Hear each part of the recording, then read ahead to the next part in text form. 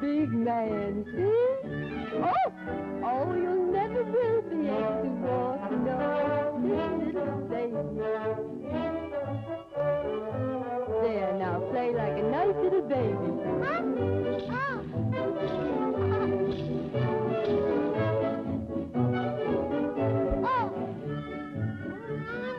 Baby.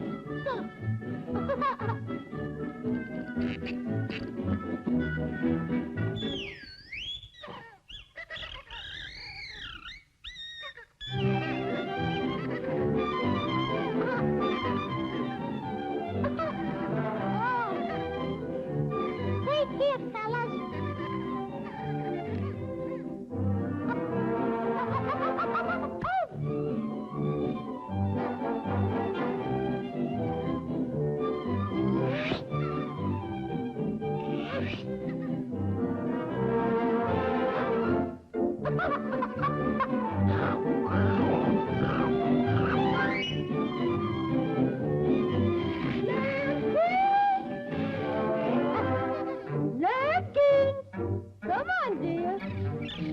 Hurry up.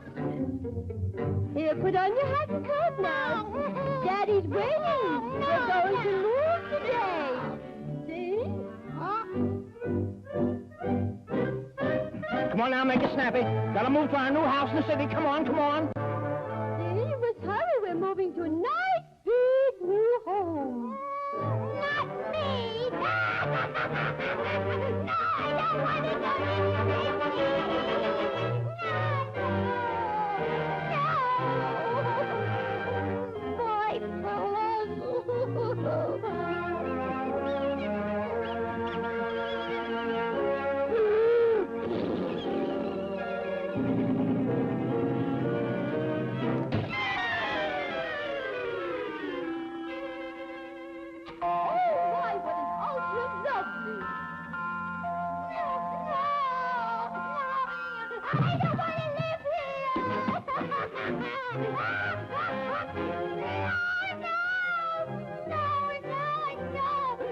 Shut up! This is where we're going to live. Yeah!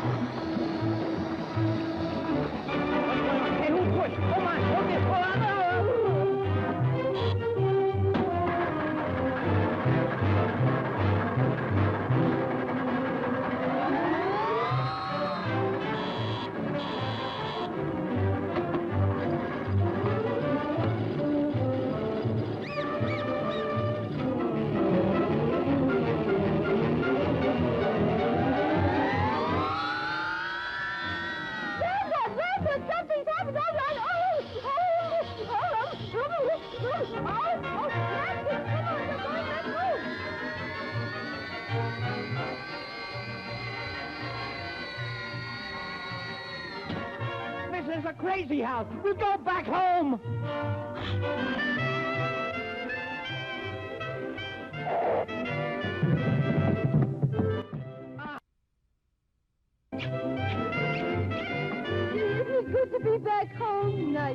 boys.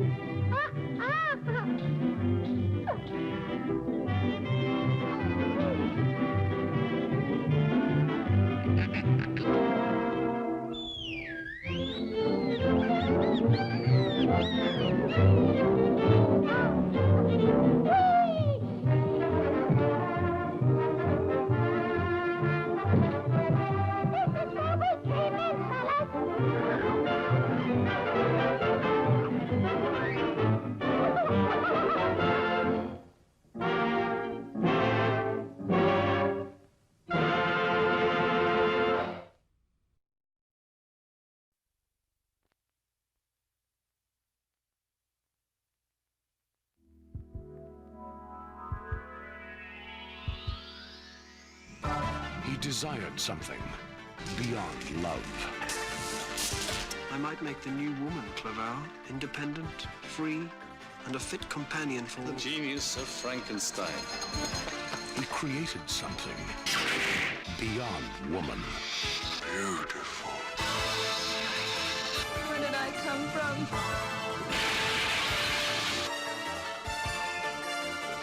She'll break a few hearts, will she not?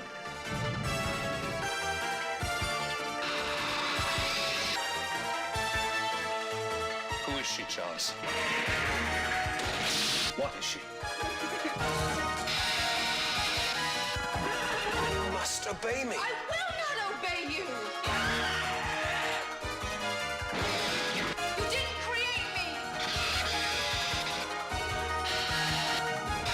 You didn't create me! As a matter of fact, I did. Sting. Jennifer Beals. The Bride.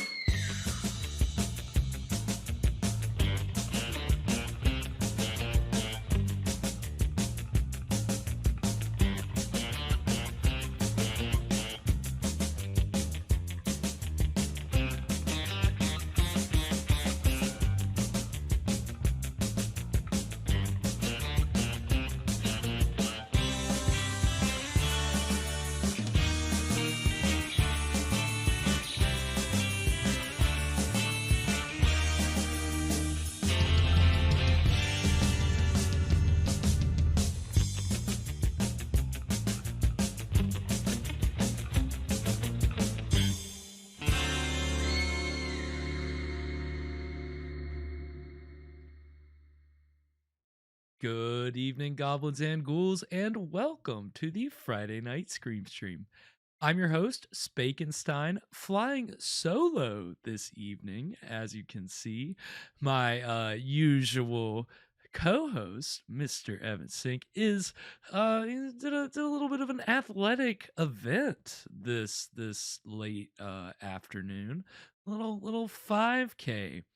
So obviously I it would be could you imagine Evan running into the studio? It would be way too much. It's trying to do any kind of physical activity right before you go and do this stream for 3 hours, especially when the movie is boring, can kind of be a little difficult. But so we wish Evan the best of luck on his 5K today, and Mr. Fresh Rogan, who sometimes pops in from every once in a while, is celebrating a birthday tomorrow. So he was out celebrating that this evening. So I'm in here. I feel kind of like a radio DJ tonight, spinning up your classic horror hits. I don't know if I can actually use the word hits, but spinning up some public domain horror. The word classic is up for debate, and maybe the word horror is up for debate. We'll see with tonight's feature. Every once in a while, it's some of these movies that are kind of advertised as horror, and does it deliver on horror? Sometimes not, but we have fun with it here on the stream. That's what it's all about, kicking back, relaxing on a Friday evening and watching some horror movies. And again, we're getting right into the heart of spooky season. I mean, we are. I mean, I'm pretty much fully in it. I got horror movies going all the time. While I'm working, it's whether I'm paying attention to it or not. Which when it's a movie I haven't seen, obviously get a little distracted. But when it's one of the Universal Frankenstein sequels that I've seen a million times, or just kind of, it's nice, like kind of white noise. It's that kind of same principle for me. It just kind of gets me in that right state of focus. And of course, as you know, my favorite Universal monsters, Frankenstein. And in tonight's film, we're getting a little bit of a takeoff on a Frankenstein story. Tonight we're watching the 1976 sci-fi horror film Embryo, starring Rock Hudson and Barbara Carrera. And this is it is a mid-70s sci-fi movie. So obviously it's not going to be the most it's not going to be the most relevant thing in the world to today's, kind of today's science and all that. But this movie is dealing with what at the time was very cutting edge science. I doubt that they're going to get too much into the jargon, but basically it's a Frankenstein type story with a mad scientist played by Rock Hudson, who is a very famous leading actor in the 50s and 60s. He plays this mad scientist who uses genetics, which was kind of a novel thing at the time, to create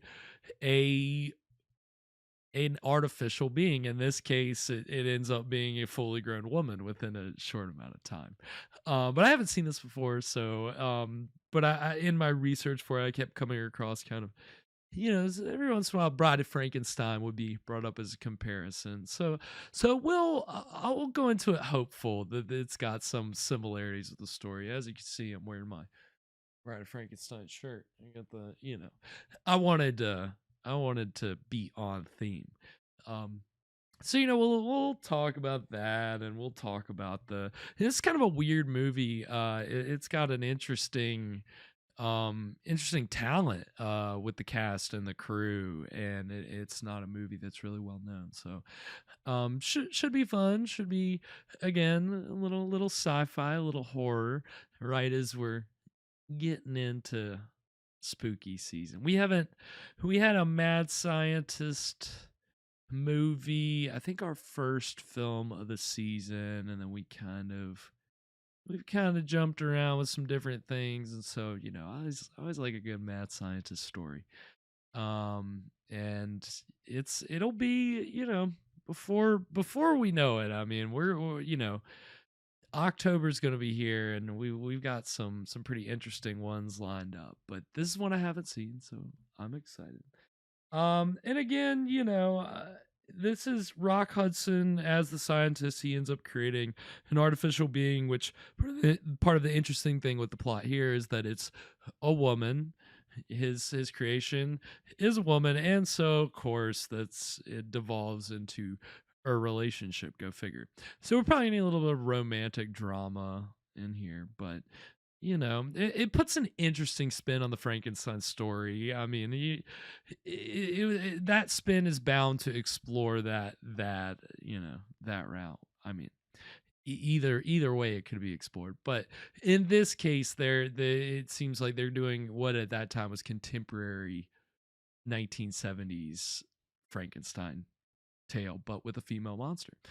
And so, because it's a girl, Evan created a delicious cocktail for us this evening in a little segment which we call What Were You Drinking? And again, obviously, Evan's not here. He did supply the recipe tonight, though, which was really nice. And so I'm going to be mixing it up here. So I'm hoping to kind of channel my inner mad scientist as I not only create this cocktail, but talk to the audience at the same time. So, again, It's a Girl. It's the name of this beverage.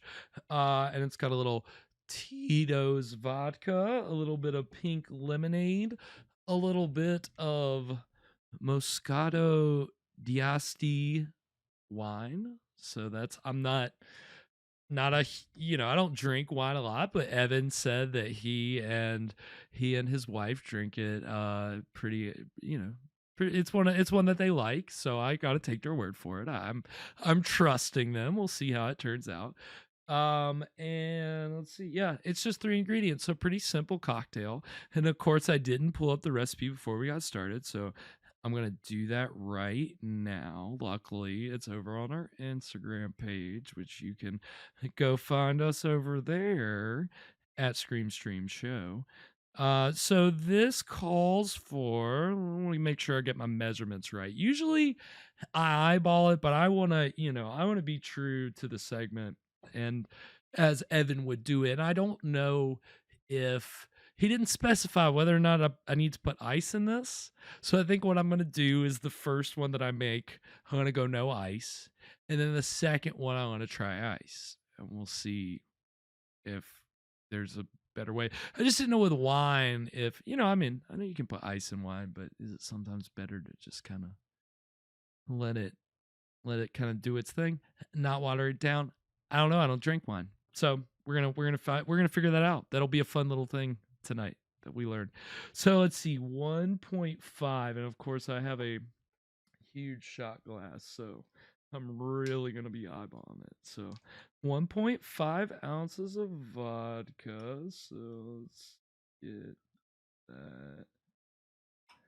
Okay, yeah, that's gonna be good.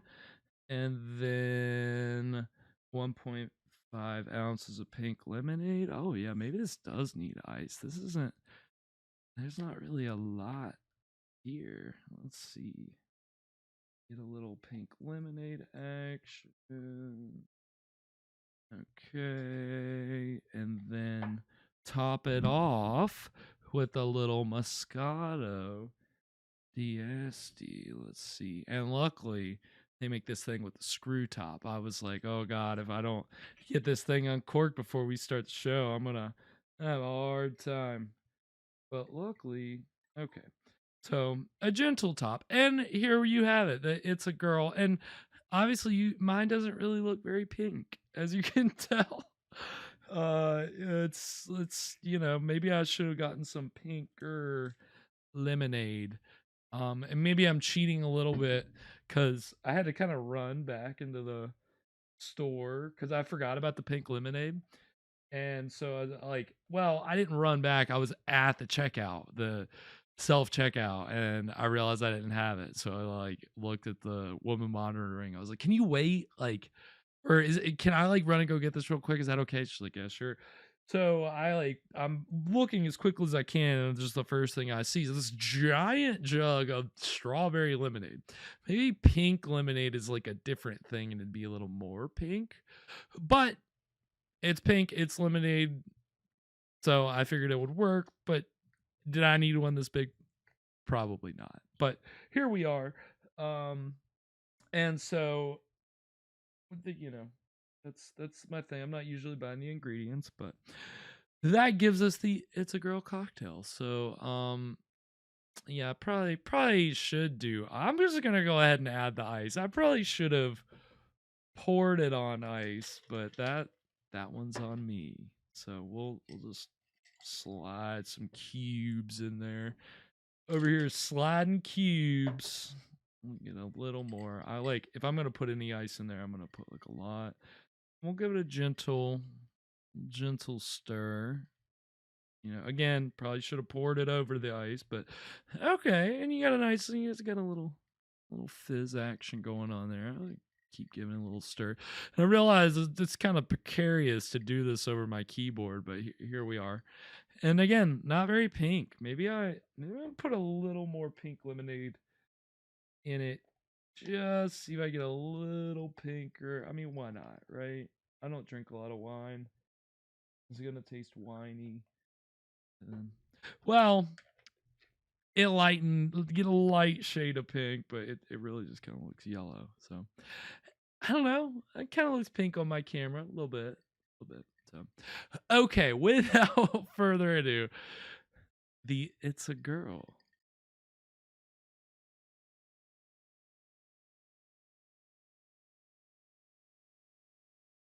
Ooh, that's interesting. That's sweet, very sweet. Again, I got strawberry lemonade, so I think that's adding a little bit of extra sweetness. But yeah, the wine and the vodka kind of mix well. I was a little worried about how that combination might go, but it's all very smooth. You know, when any time that a drink is just like 2 or 3 ingredients, you're always kind of like, you know, because when it's elaborate, you know, oh, okay, this is going to have layers. This is gonna be something wild. This is gonna be good. 2 or 3, you're like, well, I don't know. This could either be really good, or it could be just kind of like things that don't go together, and it's just kind of bland. But this is kind of got like a little bit of a body to it. Maybe that's the wine. Not sure.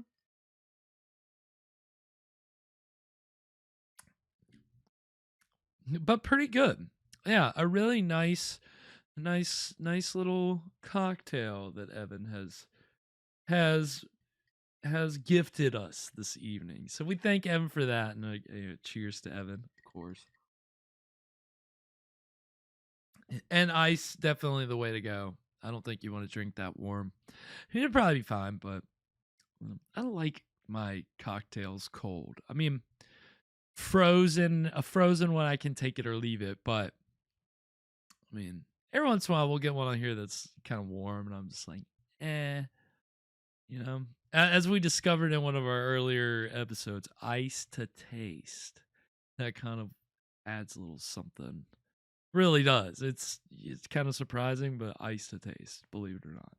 So yeah, perfect drink to pair with the movie. Which, will it be sweet? Will it be sour? Who knows? Again, we're dealing with a little. Again, it's not reanimation, because we're dealing with a totally you know, kind of your classic what is it called? I see, that's the thing. I'm not much of a scientist, okay? I didn't do my biology, geology, what is it?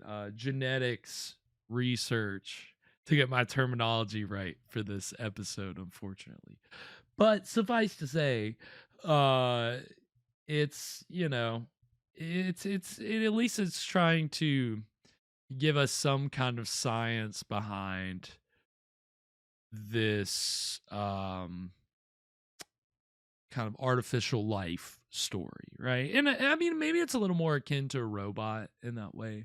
But that's the thing about Frankenstein that really kind of takes it from sci-fi and brings it into horror, is the whole macabre element of that it's dead bodies, and that Dr. Frankenstein has to rob all these graves, and people have to die in order to get, you know, kind of to make this thing. In this case, it's kind of from scratch, right?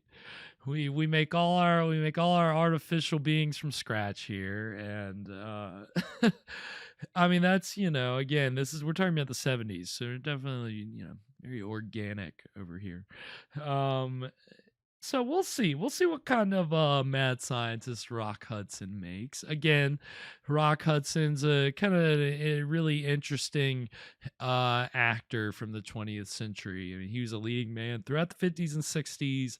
His career is kind of on a bit of a downturn when he made this film. And it's you know, I mean, he was, you know, at one time an Academy Award nominated actor. So I mean, that's the thing. There's actually a lot of talent in front of and behind the camera when it comes to this movie. I have never seen it, but again, I had always seen like, oh, Rock Hudson stars as a mad scientist in this movie Embryo, which is public domain, right? Because of course, public domain horror movies, that's always on my radar, obviously. And so this one for a while, it's like, oh yeah, there's a Rock Hudson mad scientist movie. What? Like, it's not one that you hear about in his filmography or just in 70s sci-fi horror movie discussions. It's not really a movie that comes up, but it's interesting to think, oh, okay, this was a thing that he did.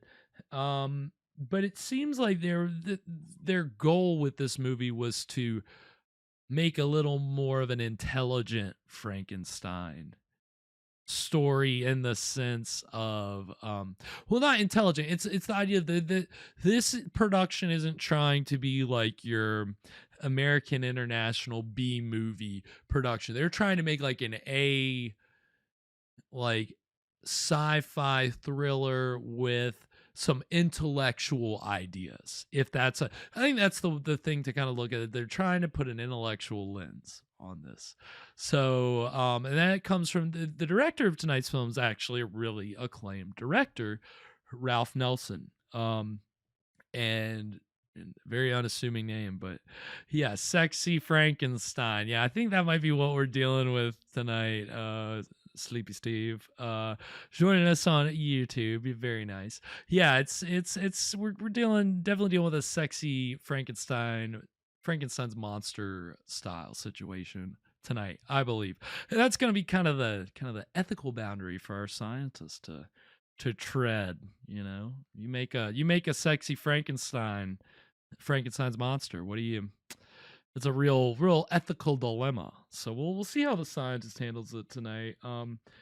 But yeah, again, so I think this movie will try to be smart but it'll probably be outdated. But they're definitely going to be putting some effort into it. So we'll talk about the cast and crew and all that later, and we'll see how it is. So I think on that note, without further ado, we're gonna go ahead and get into the exciting beginning of Embryo right now.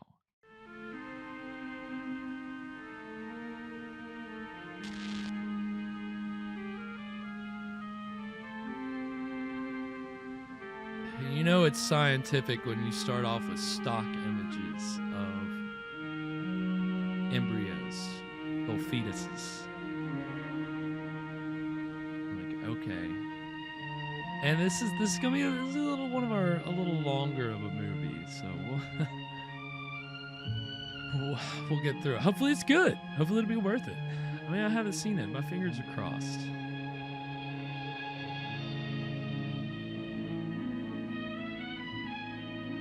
You know, it's so interesting how these like long, drawn out title sequences are just really not a thing anymore. You know, you really gotta have like things popping nowadays if you're gonna take 2 minutes to go through credits. You know, it's not really practical these days. You know, it ain't boring me, but you couldn't show this to like a general audience. Like, it's taking so long. Ralph Nelson.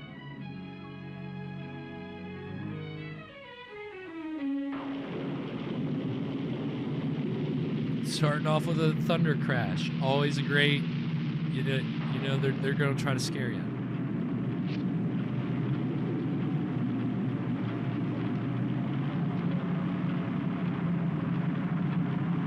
He just throw that out the window? No, his window came down. It's raining. He's just got like litter all over the floor.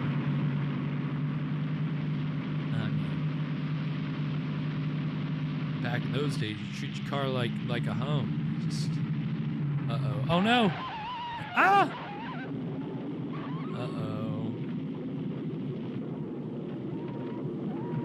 Oh no! Oh, that's brutal.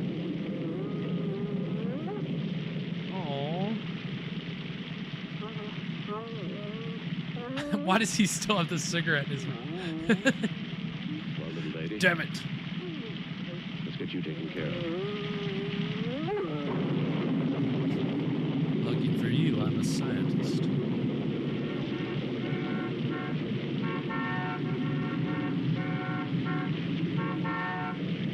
You're gonna wake the neighbors.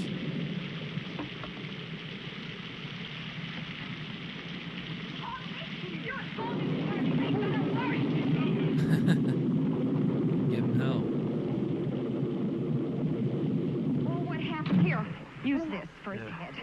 Yeah, we're just Did you getting right find into her, it. or did you hit Oh, it? Martha, she ran out in front of the car. I couldn't stop in time. All right. Were you asleep at the wheel? Careful. Turn on those lights. Okay. All right, just a minute, Paul.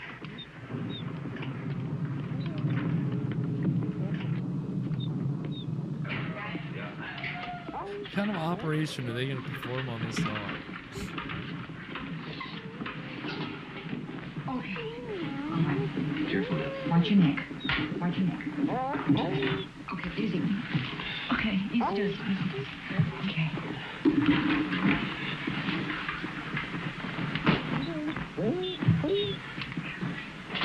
Poor dog. Guy's bleeding.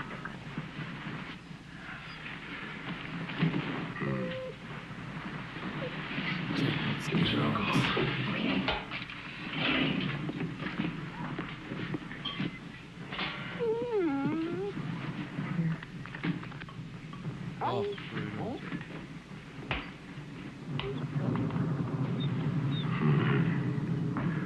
Looks like we're going to have to operate. Get Operate? some plasma out of the refrigerator. And an IV tube. You think that a scientist who's like a geneticist is like gonna feel qualified to like perform surgery on a dog? Like, question to the chat.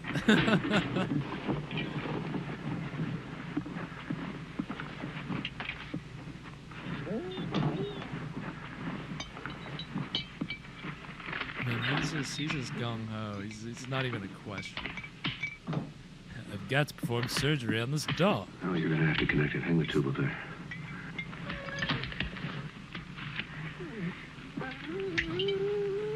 Now insert the needle right in the tube here.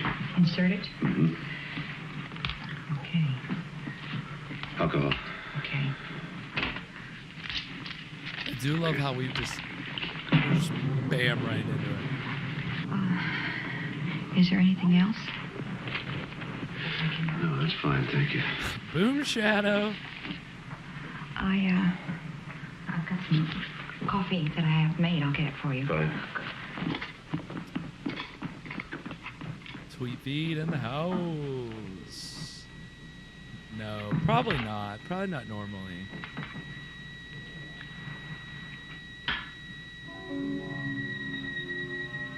You've got more than a ruptured spleen, little mother. Oh. I don't think you're gonna make it. Maybe your pups will have a chance. Oh shit. Oh no. Paul? Is there anything else I can do? Get Gordon on the phone.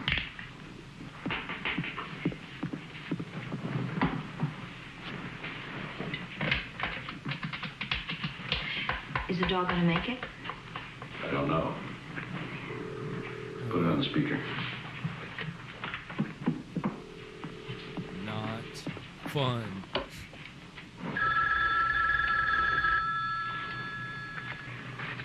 No. Answer it in the morning. Could be important. Okay. Thank you. I'll check back with you. Okay. Hello. Gordon, Dad. I want you to go to the research hospital and get... What is it? You're not sick, are you? No, I'm fine. Get 20 micrograms of thyroxine, 30 million... Hold it a minute. Now, tell me again. 20 micrograms of thyroxine, 30 Full-blown million units of operation. penicillin, Jesus and Christ. 10 units of canine blood. And hurry up! Be there as quick as I can, Dad. I guess he just had no other pressing things So what's going happening? on. I don't know, He's but he looking for called. something to get First into. time since the accident. Really excited about something. First So time was since I. the What are you accident. doing? It's called getting dressed. First you Get put back on to your... bed before you both catch cold. Oh, no, nothing doing. We have unfinished business. You know, on the way home, that lookout point on She's Mulholland pregnant. Drive would be the perfect place. Helen. Well, I'm very adaptable, as well as being very sexy. Being pregnant does that, you know. It makes you sexier. God gives me strength. Don't give it a second thought, darling. It is all taken care of. You see, God is a liberated female, and she is on Yep, my side. I knew women's lib. I knew that was gonna come into this. Bam. 70s, mid 70s. Bam. Poor dog. So sad. Ah! Oh! Oh no! Oh! I don't know about that. Yikes. This scientist is already just kind of... It seems like he's had some kind of horrible accident. This is the first thing that he's worked on since. And it's totally off the rails.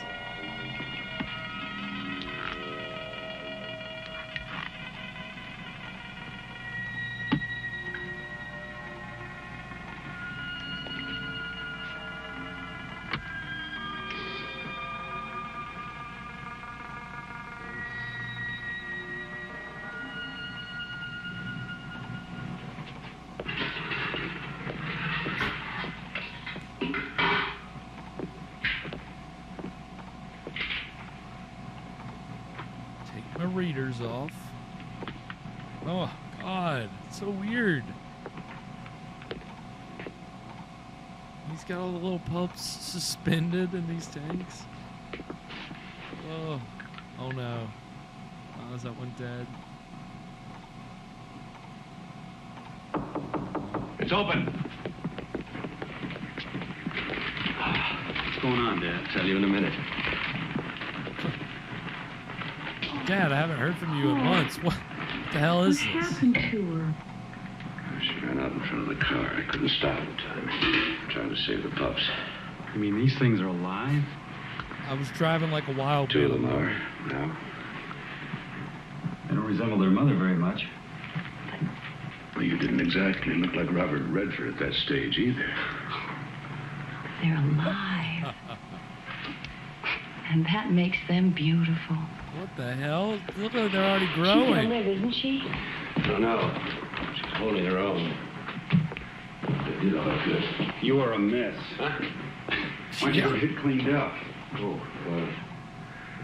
yeah. I'll be back in a minute. Thanks. That's not blood. That's not Is my blood. This future shirt comes protege like behaving this. himself? Oh, hardly. His ornery as hell, starting to kick. You want to feel? Yeah. Hey, what does Dr. Canlon say? He says you're going to be a Calico perfectly shirt healthy stock. grandfather. Grandfather? Be back in a minute.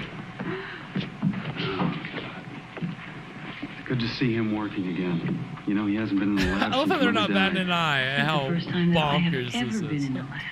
Great to see Dad working It is again. unreal. It's the first time I've ever been in a lab, so I'm not going to question what the fuck is going on here, even though I really should ask.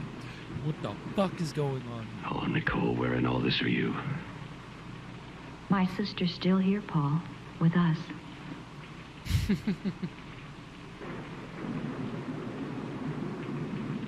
No, she isn't. And I'm still guilty. Does it make it easier for you? No. You still resent the fact that I walked away without a scratch? Nicole's gone. And I'm still here. You can't accept that, Martha. Drama, and also I should say And neither can I. trauma. So you see, we agree. As simple as that.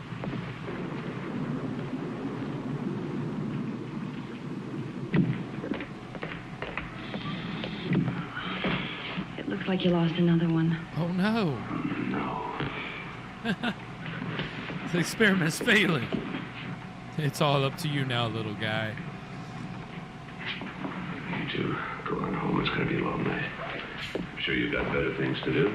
How about some golf next week? Good idea. I'll call. And if you don't, I will. He did just bring you like what? Didn't he just bring him gallons of canine blood at like 3 in the morning?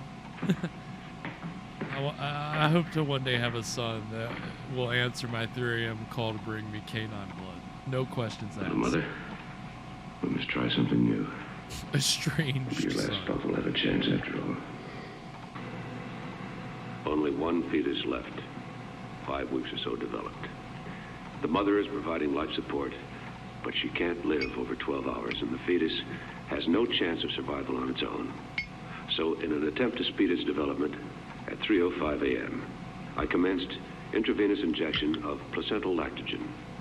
Placental lactogen is a growth hormone Nicole, that is Dr. Nicole Holliston and I, were experimenting with at the time of her death. It will either cause rapid development of the fetus due to accelerated growth of molecular cell structures, or the patient will die within hours.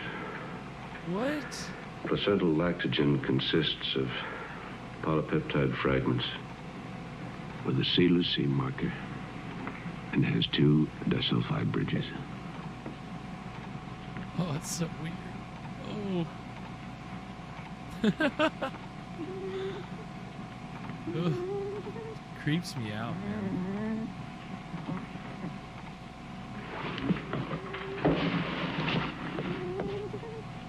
So he's basically injected this thing with this growth hormone?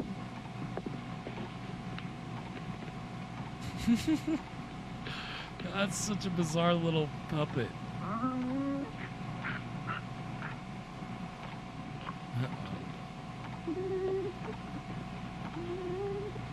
Give me a few more minutes, little mother. Just a few.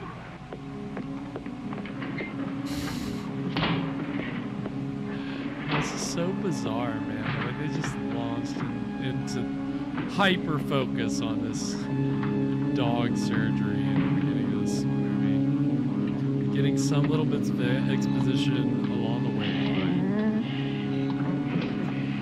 but all on the on this dog embryo. Christ, not yet. No. Oh no. Oh.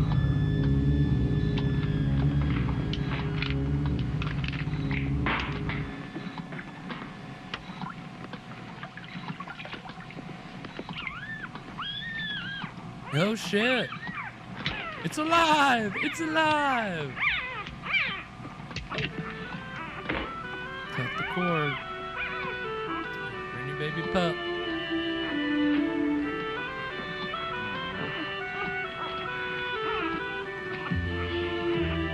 You're alive. But you saved one. 1 out of 3 is not bad. A weird cut.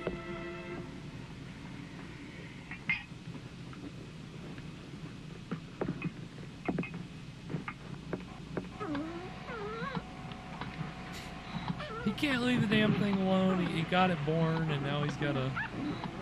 Like it or not, you're getting one hell of a chance at life. I hope you like it. Number 1.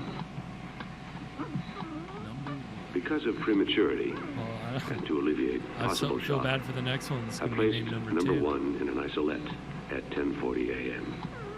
The growth hormone is discontinued, but nourishment is being fed intravenously. A sample specimen of cells seems to be without defect, and the growth pattern normal. I've decided to recommence intravenous feeding of placental lactogen, the growth hormone, to study further how the rapid growth progresses. At 1:40 a.m. the 24th, the puppy is now 6 weeks or so developed, but is only 2 days and 15 hours old. Shit. Yeah, moving quick. Hell of a growth hormone. When the growth hormone is administered, the accelerated growth is constant. When it's withdrawn, the growth pattern immediately returns to normal, with no apparent harm to the cells. However, I've decided not to release the results of this experiment until I'm sure placental lactogen, the growth hormone, has no That side damn thing effects. barely fits in there. What the? Placental lactogen discontinued. Cell activity dropped again to normal. Yeah, quick him to Number the 1 has lactogen. attained growth comparable to 1 year. Is still in light tranquilized state. Will attempt to stimulate to consciousness by injection of naline. What? It was unconscious?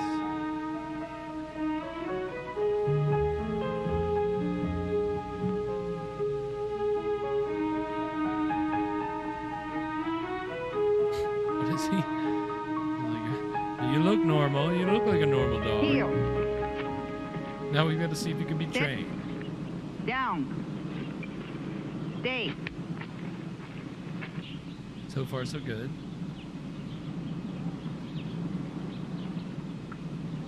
Come. Sit. I didn't think that dog stood a chance. Are you going to keep her? Yeah. You? It's a shame you weren't able to save any of the pop days. Yes, I'm sorry too. But failure is what keeps us geniuses from becoming too vain. That's what makes for mad scientists. It starts with some secrets.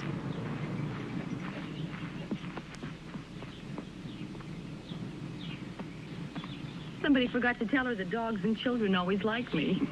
She's obviously been well trained. You don't need me. Thanks for your help. Thanks for that one line.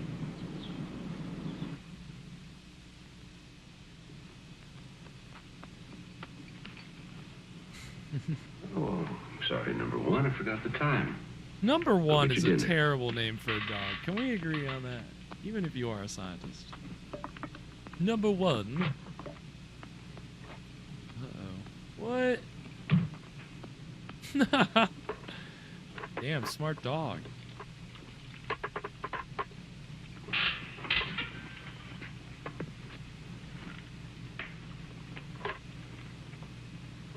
Now put the dish away and go to bed. What? Right in the sink. Perfect.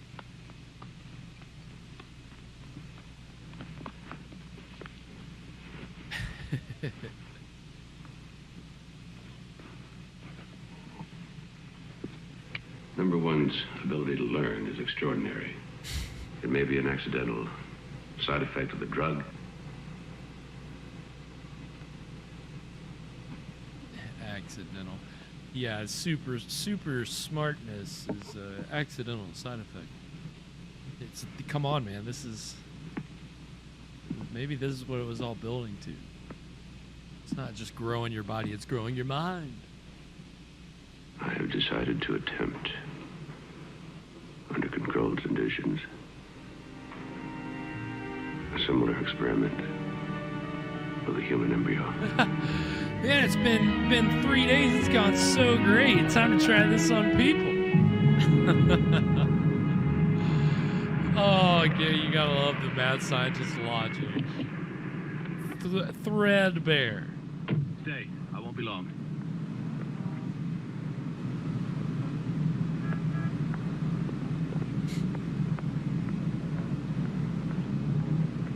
Well, don't let the dog go into the hospital. You might perform. Oh my God! Yeah, he's gonna go and perform surgery. They're gonna make him the new resident surgeon. Uh-oh. Yeah, two dogs. No, this isn't gonna go. Say, back off! I don't want any of this. Please go away. Or I'll fuck you up. I will fuck you up.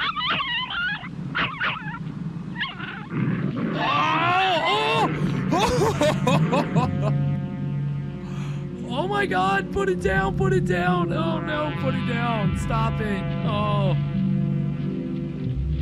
Oh my God, it hit it. Oh, that's, oh my God. This dog is a fucking psycho. Yeah, lactogen, hell of a drug. Difficult, but not impossible. You'd be jeopardizing your career, your whole life. The results could be worth it. Nothing is worth going to jail for. That's debatable. Nicole had 3 miscarriages before we had Gordon. They were all genetically perfect. But they died because they came into the world too soon. Paul, I understand, believe me, I do. And I know your dedication. But it is morally questionable to experiment with a living being. A 6-month fetus is a living being with a chance of survival outside of the womb, but 12 to 14 weeks has no hope whatsoever. Oh man, we're getting I'm not asking for anything that has a chance for life on controversy. its own. An accident where the mother is dying is our what I show's need. An ready for abortion this. even. Listen to me. I'm flying solo. 20 I don't know years' if I'm work ready is for beginning to take shape. The children that Nicole and I didn't have will in their own way live. Now help me, Jim, please. Maybe. And only if it does not put me or the hospital in a vulnerable position. Blood type A. Well, that may take a little while. I'll let you know. I have a temporary life support container in the car. I'll get it. Betrays a certain quiet I brought self-confidence my on own your temporary part. life. I knew you as a support. fervent doctor before you became a fervent administrator. Yeah, I guess if you're friends with a hospital administrator, it makes it pretty easy to play Dr. Frankenstein. Dr. Shrimp, obstetrics. Dr. Shrimp. Dr. Shrimp. Paul. Jim Whiston. Yeah, Paul. I've got an attempted suicide down here who's not going to make it. She's 14, 15 weeks pregnant and the right blood type. So that's how it starts. Here's your embryo, sir. Fresh out of the oven. That's a yikes. That's a yikes on me. That was a bad one.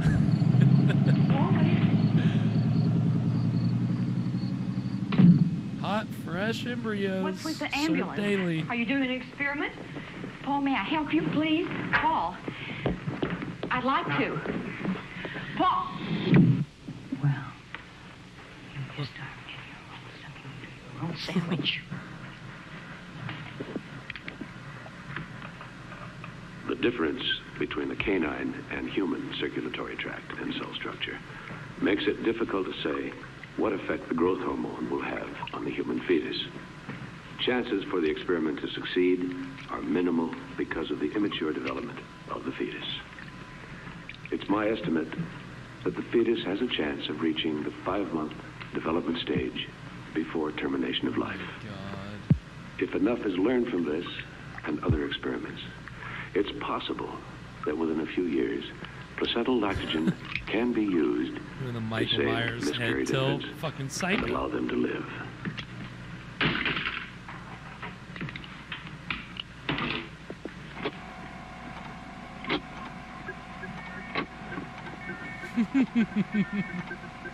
Continuous life support began at 11:50 p.m., February 5th. Heartbeat and other vital signs normal.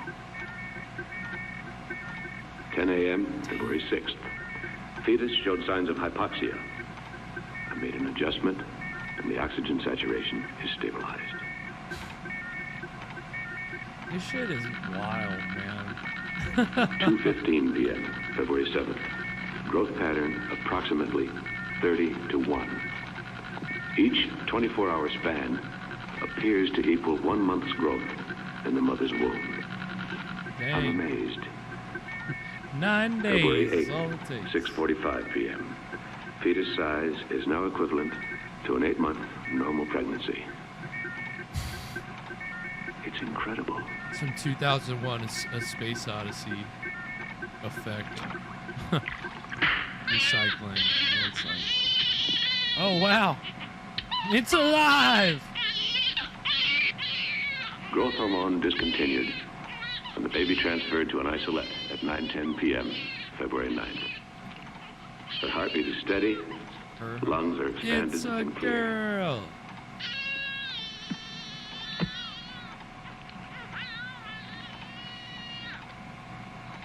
Yep, now what it.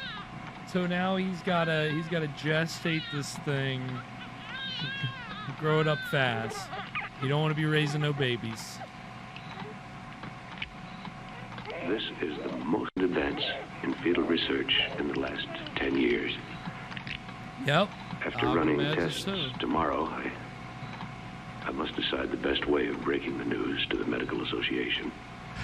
I'm transferring the subject to That's the a clinic great way to put it. How do I without break the implicating news? Dr. Whiston or his hospital. I have no delusions about the legal problems I will have to face. Legally, this might not have been a good idea.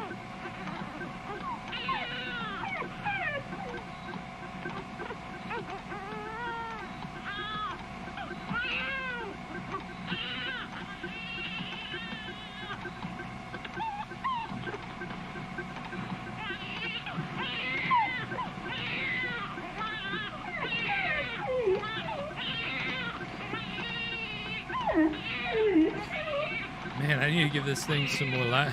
Ectogen, lactogen, whatever the fuck it's called, sort of.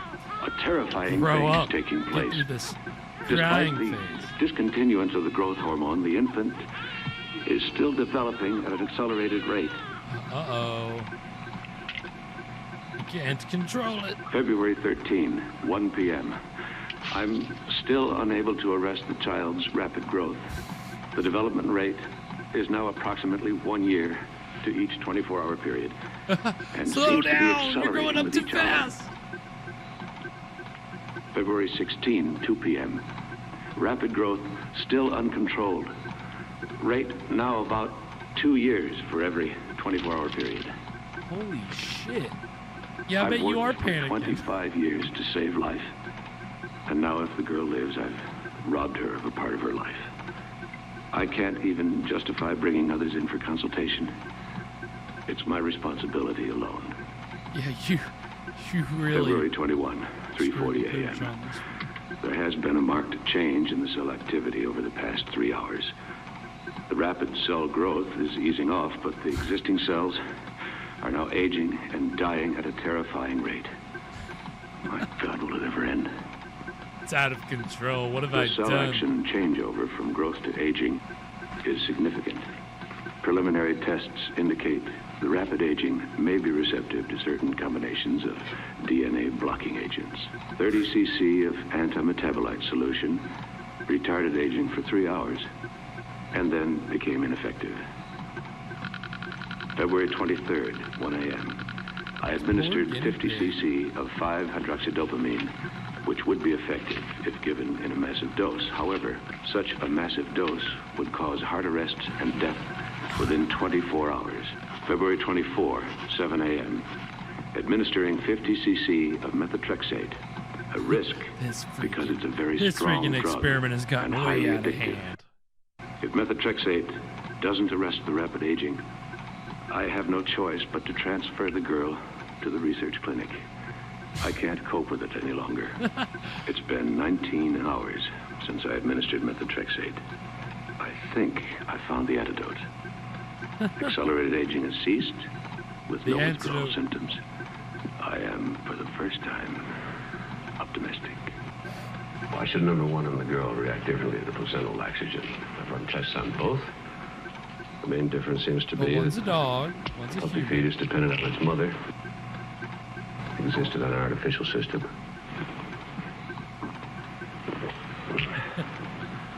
It's now been 36 hours since the methotrexate injection. Aging is still slowed to...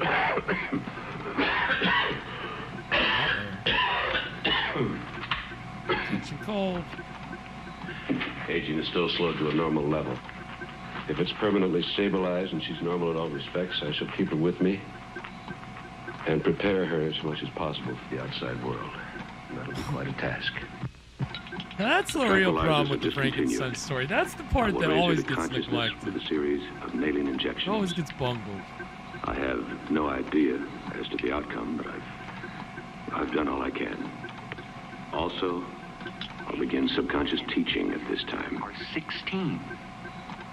16 and 16 are 32. 32 and 32 Okay, are some of that, 64. what is Let it called us when you listen to repeat. stuff when you sleep? There's like a term for that, isn't there? One Like being able to are absorb two. that information when you sleep. 2 and 2 are 4. 4 and 4 are 8. 8 and You gotta 8 start somewhere, I are guess. 16.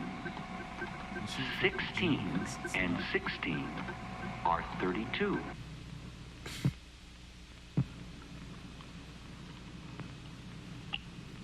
And now she's, beautiful woman. Didn't take long, did it? 2 and 2 are 4. 4 and 4 are 8. 8 and 8 are 16. 16 and 16 are It's 32. alive! It's alive! 32 and 32 Hello. are 64. Let us repeat. 1 and 1 are 2. And that that is gonna take us to our first break. So that was the first third of Embryo. And so far, I mean, a lot has happened for it to just be the first third of the movie. I mean, that's speaking from the experience of normally on this show, we get movies that barely run an hour. So usually 20 minutes is what we get in the first third, and a lot of the times not a lot happens. Here in 30 minutes, they packed in a whole lot. I mean, they packed in just with the dog storyline alone, kind of a reflection of what's going to happen throughout the whole thing, obviously. I mean, he obviously not a very good scientist. He's not going to learn from the real guinea pig. I mean, he took 5 days, was like, all right, let's test this baby out on some human beings and see how this lactogen works. And I mean, obviously it's spiraled out of control already. So you gotta appreciate that. And I mean, the kind of the sci-fi themes of just and just also in horror, mad scientist themes of a scientist who is pursuing some kind of goal and is just kind of blindly plowing through all these what are essentially red flags. It is kind of fun. And when you pack it all into kind of a short amount of time, you're like, all right, well, it's probably pretty crazy. So far, I mean, I think they've covered a lot of ground, which again, I'm not surprised because the team behind this movie is really a pretty talented team. The director, Ralph Nelson, was an acclaimed director. He was the kind of guy who, if he directed the movie, it would be billed a Ralph Nelson film, which nowadays that name doesn't really sounds really generic. It doesn't sound impressive at all.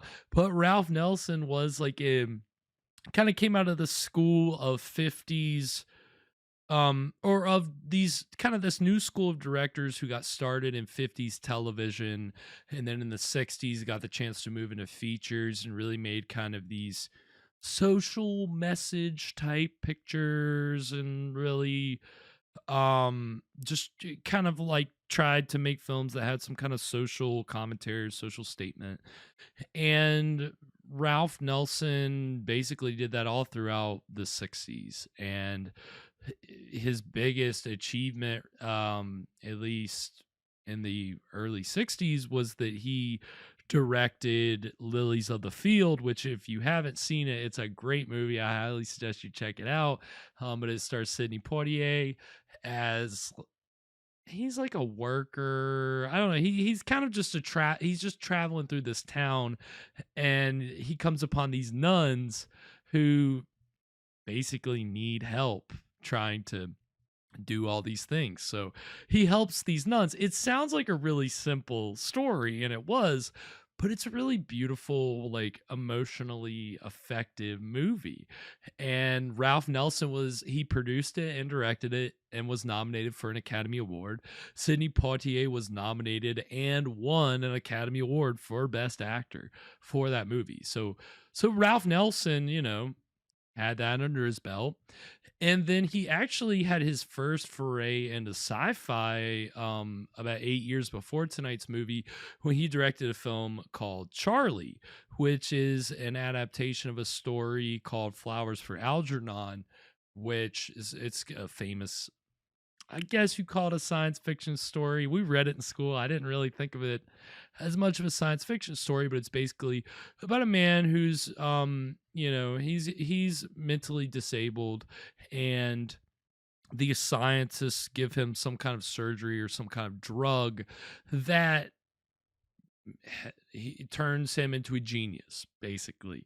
But it is that kind of same Frankenstein deal of you do this, like you kind of go into this area nobody's gone to before, and it seems like you've made great strides, but there's this tragic consequence. And in Charlie, it's basically that the surgery, the effects of the surgery eventually wear off and he loses his abilities, and so he kind of is plucked from obscurity when he has his intelligence and then experiences this fall. And so it's a tragic story, but Ralph Nelson directed an adaptation of that called Charlie, and Cliff Robertson, who played the title character, was nominated and won an Academy Award for Best Actor for that role. So Ralph Nelson, like, obviously had a gift as a director. And it's funny that tonight's film kind of explores similar scientific ideas to Charlie, and also just kind of a narrative similarity in that this scientist makes what are seemingly great strides, but it turns out there are these negative consequences. As we've seen with the dog, it gets pretty violent. So, but again, talent with the director, but Rock Hudson, super accomplished actor. He had been nominated for an Academy Award before this. I mean, he was kind of a product of the Hollywood star system. He came to Hollywood when his name was Roy Scherer Jr., and the Hollywood star system made him Rock Hudson, turned him into a leading man of romantic dramas and comedies throughout the 50s and the 60s. And he tried to break out of that mold and transition to other things, and he did have at least one excursion into sci-fi before this. That was a film called Seconds, directed by John Frankenheimer, which I haven't seen before, but I've heard a lot of good things about. I've heard a lot of crazy stories about Seconds. It came out in the mid 60s, and it deals with, I think, also some kind of surgery that changes. And it's, kind of some similar sci-fi themes. So I could see why both Ralph Nelson and Rock Hudson signed up for this project, because there are similarities with other sci-fi things that they had done before. But so that's one of the trailers we're going to see during the break, is a trailer for Seconds. The other trailer that we're going to see is for a sci-fi film that the woman playing I don't want to call her a creature, because she's not a creature right now, obviously. But whatever, this being, this artificially gestated being, we haven't gotten her name yet, but she's played by an actress named Barbara Carrera. And this is one of her first big films, but she'd kind of, the year after this, have a role in another sci-fi film, The Island of Dr. Moreau, which stars Burt Lancaster and Michael York. And it's, that's a kind of a classic, I think it's H.G. Wells. I could be wrong on Island of who the author of Island of Dr. Moreau is. I can't remember off the top of my head. But it was that was kind of a weird sci-fi movie from the 70s. And there's actually this movie, tonight's film, shares some other crew members as Island of Dr. Moreau. Same executive producer, Sandy Howard, who was a big producer of action movies, and he did some horror movies and sci-fi movies throughout the 70s. He did a lot of like B cheap movies. But one of the makeup designers for tonight's film worked on Island of Dr. Moreau, John Chambers, who was the he was the Argo guy. I'll talk about that after the break. But and then the composer also of tonight's film also did the music for Island of Dr. Moreau. So, interesting sci-fi cast and crew adjacent films that we're going to be seeing the trailers for. So we're going to get this break, and then when we come back, we'll get into the exciting middle of Embryo. So stick around. We'll be right back.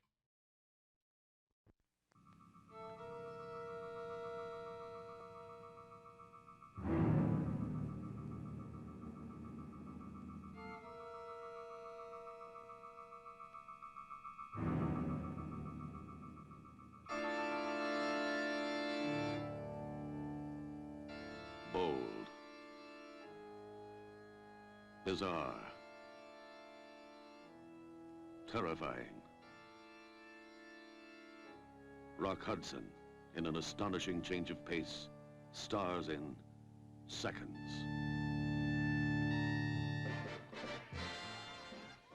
Rock Hudson as a second, freed from all responsibilities, now ready to taste new pleasures.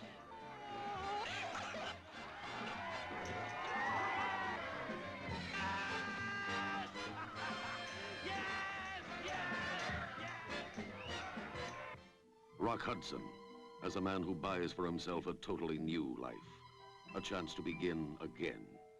Every man's dream since time began. As soon as these people leave, I'm going to attack you. I want you to know that. I'm counting on it. Rock Hudson as a man who lives the nightmare of being a second. Why are you all staring at me like that? Hey, John. Hey, John. Hey, John. Why are they staring at me like that? They know. They know what? They're like you.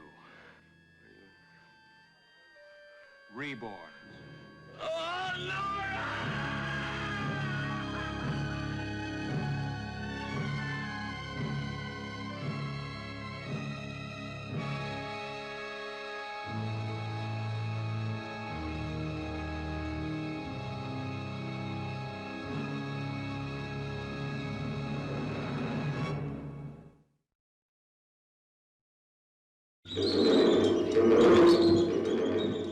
Andrew Braddock, shipwrecked and cast away on a land beyond human experience. A world inhabited by sounds and shadows.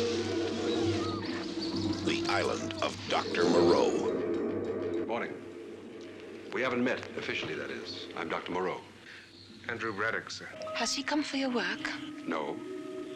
Just till the next ship arrives. The island was a Garden of Eden, a tropical paradise, and a trap. Because here, a bizarre civilization was growing. What happened to Mr. Braddock? Well, those creatures, what are they? You go back to the compound, that way. What were they? What were they?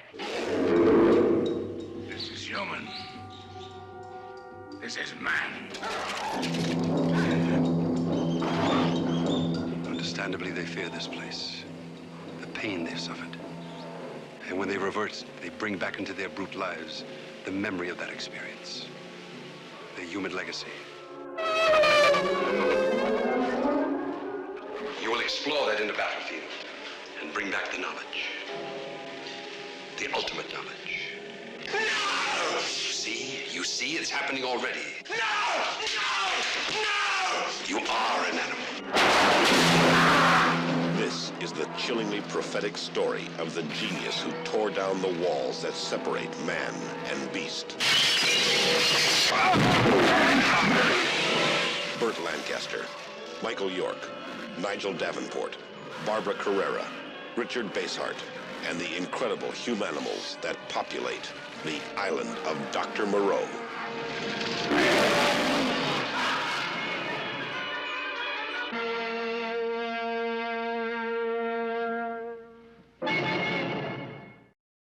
And we are back. So yeah, those are the trailers for Seconds and Island of Dr. Moreau, which I've seen a little bit of Island of Dr. Moreau, bits and pieces.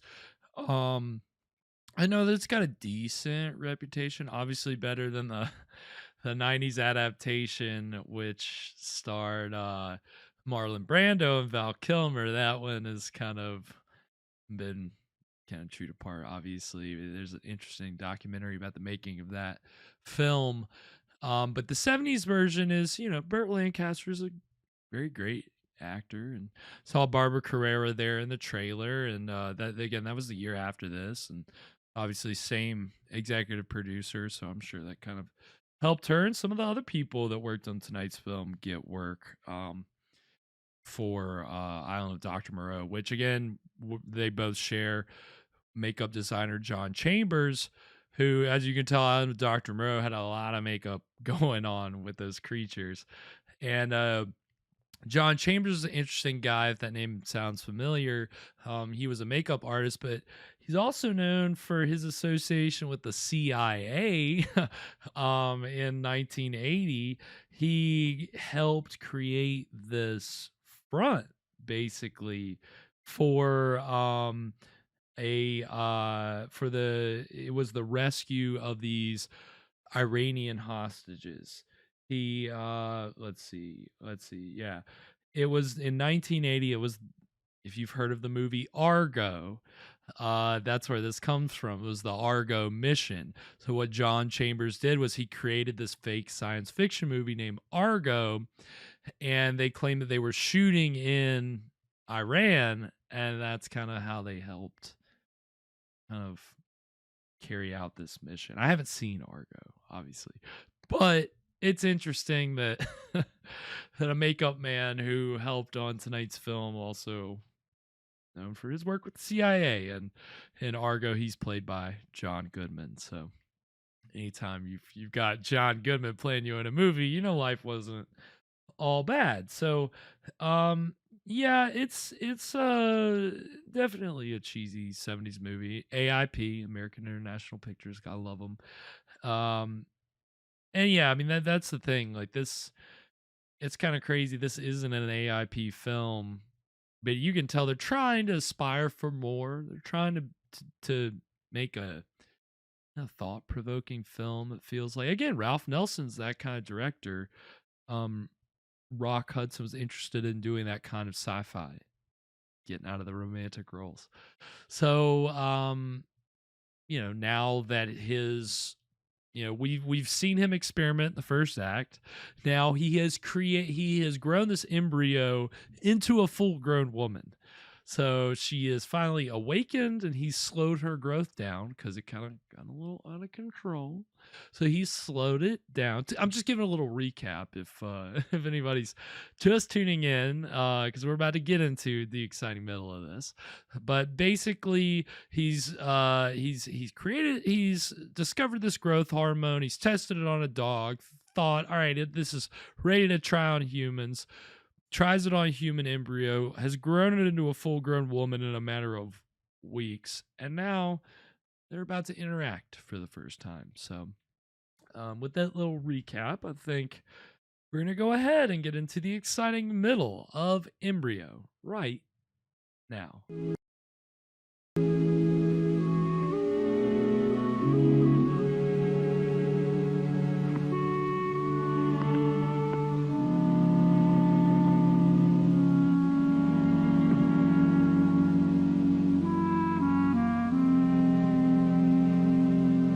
There's that post resurrection depression when it initially doesn't work.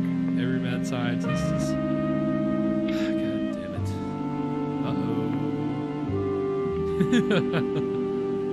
What?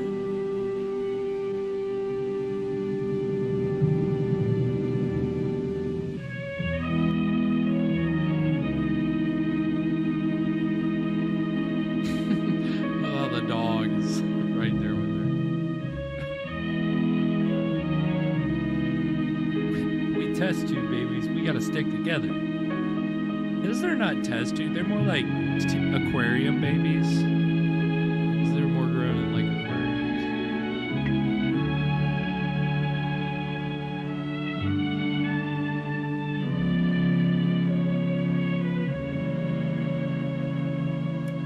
Whoa. Well, yeah, I guess she doesn't have a. I mean, he could have put clothes on her at any time if he wanted to. It's the 70s. Yeah, we gotta wrap her up. She's not decent.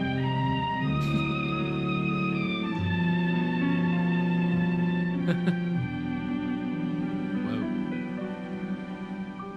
Oh, sounds jumping around in my headphones.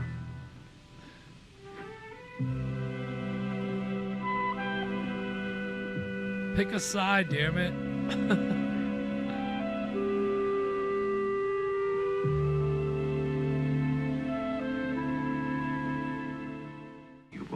understand what I'm about to say, but through my own inadequacy, you have missed the most wondrous part of your life. And that's called growing up. Oh my God. I shall do my best to make up to you what's been lost. You are not prepared for this, bro. Yes, Victoria. Do you remember any of the lessons? 1 and 1 are 2. 2 and 2 are 4. 4 and 4 are 8. 8 and 8.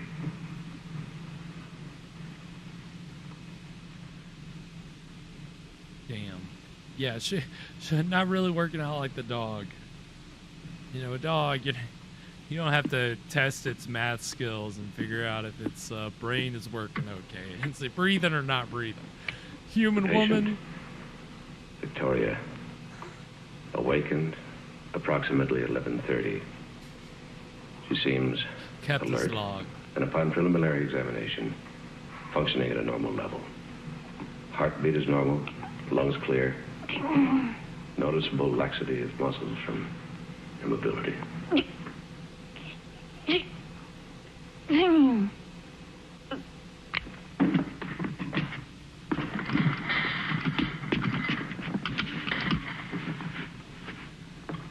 16. You're doing the math. 16. It's her first word, 16. So clinical.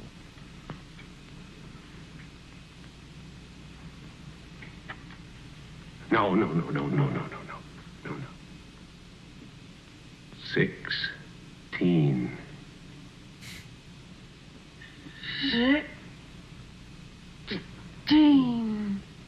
16 and 16 are 32. 16 and 16 are 32. Fast learner. 32 and 32 are 64. Let us repeat. 1 and 1 are 2. She's 2 memorized and all 2 the tapes. are 4. I can just re-record them and 8. retitle 8 them. and 8 I'll are make 16. boatloads of money. 16 and 16 are 32. 32 and 32 are 64. Let us repeat. 1 and 1 are 2. 2 and 2 are 4. 4 and 4 are 8. 8 and 8 are 16. That's the moment you know. It's a success. For now. Maybe I should have broke there where it faded out. That was a while though. I like to evenly put the breaks like at an even amount of time between the thirds, you know. First third, second third, third third. Well, she's he could, you know, do a little bit better of a job like teaching her like, you know, what pants are, maybe like clothes, like I mean, obviously, you know, possibly for his own benefit. Martha, you may as well stay with Helen until I get back. Take care of yourself. Oh, and be sure to call us from Denver. Yes, I will. Oh no! Oh God, no! Yeah, smart dog. Nursery for my grandson. You won't even miss me. Oh, I just remembered. Yeah, this is kind of fucked, Cutest honestly. little fog lamp in the attic. It would be perfect for a little boy's room. He's keeping secrets. That's what mad science is always about, keeping secrets. That's what turns you into a mad scientist. That's my thesis statement. That's what tonight's film has taught me.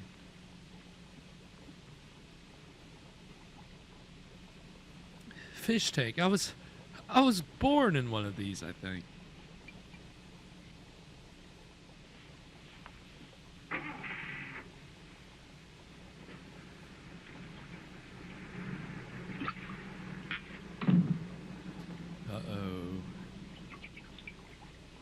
take a bite out of it.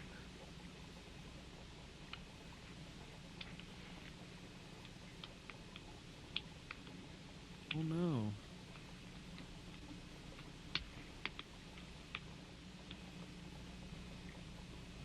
I feel like we're going to be seeing a lot of that tonight. A lot of the Michael Myers psycho head tilt. Oh shit. Wait, what? You could have saved it. Throw it back in the tank. It wasn't out that long. Come on. I mean, maybe that's how he's been trained. I don't know. That's Now we start learning to communicate. now that we have the house all to ourselves. Let's With the house to ourselves, I'm Yeah. trying to express life. It's easy to forget that the most simple things we take for granted, are totally unknown This is to where her. it starts to get covered. She is incredibly perceptive, her mind like a sponge, open and ready to absorb everything. Yet, there's a plus factor in all of this. While most of us are capable of using a fraction of our brain capacity, she is able to utilize hers 100%, or damn close to it. So There are no barriers, no unconscious blockages, perhaps because she missed the social and environmental restrictions we had imposed on us I when don't we know grew about up. that, bro. It's not an unpleasant task to teach such a willing pupil. Continued tests indicate the aging is progressing at a normal level, and there are no signs of addiction or withdrawal from methotrexate. I'm terribly relieved. This is a microscope. Pump full Her of drugs. intelligence That's and pretty. That might not be comprehension a are good idea, overwhelming. but it all worked A out. combination of total recall and the ability to utilize the information logically. She is not developing emotionally as rapidly as mentally, but I assume this will come with time. And there are your cells. And they're all normal. You're perfectly normal. I promise. Hello? Well, Paul, where are you? Are you being properly devilish? No, I'm still in Denver. Tell Martha to enjoy herself. Take a rest Yeah, I'm the in house till I get Denver. I may Yeah, stop off in Salt Lake I can't City. hear you over the sound of that Rocky Mountain Yes, I'll let you High. know. What? Oh, no. No, I'm fine. Love to Gordon. Goodbye. Perfect book to learn from. The good book. An interesting story, but not very logical. This Bible is much more than just a story. It's an account of the way Not the much world actually logic began. you're gonna find in From what I've learned, that's impossible. Well, you're not alone in thinking that way. But to many, the moral values are what's important. Moral values? Yes, the... In time. She didn't have a childhood. She doesn't understand right and wrong, you idiot. Victoria. I like my name. Why am I called that? Because you were a victory for both of us. Come outside. There's a whole world for you to see. Friday night whiskey and some. Yeah, Hugo Gomez in the house. Yes, taking it easy. Well, we're fully in color tonight. We got a later Were film. there times when you were afraid I wouldn't be a victory? Oh, from the beginning. You see, I never really expected you to be born. And then your life took hold. It wouldn't let go. It moved at such speed, I didn't think I could stop it. You know, there was a chance there where you could have been born, lived, and died of old age without ever knowing you'd exist. Couldn't you have gone for help? If the methotrexate hadn't worked, I would have.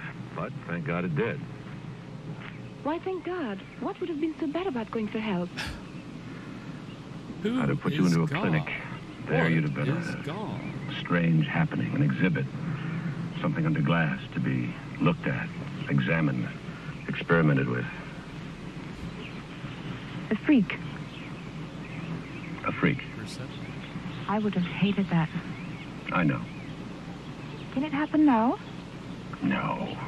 Oh, one chance in a million, but that's as good as saying no. Your cells are normal. Completely You're not normal. supposed to eat that. A flower is supposed to be looked at and admired. Look, don't Like eat. this. See? There. Still, we're going to have to tell people about you. Can't keep your secret much longer. That's going to be a problem for you, Victoria. I'm sorry for that. You see, You're unique. You may never happen again. And from what you tell me, I may not have happened at all. Live and died without ever being? Yes. Perhaps if you'd been taken from the womb when you were more developed, say 6 or 7 months, the growth hormone wouldn't have reacted as it did. But that's something we'll never know. A 6-month fetus has a chance for life on its own. To experiment and fail at that stage would be murder. And that I will not do. But still you ought to tell others about me. Still I am to be the guinea pig. No. I won't allow it to go that far. She blinded me with ethics.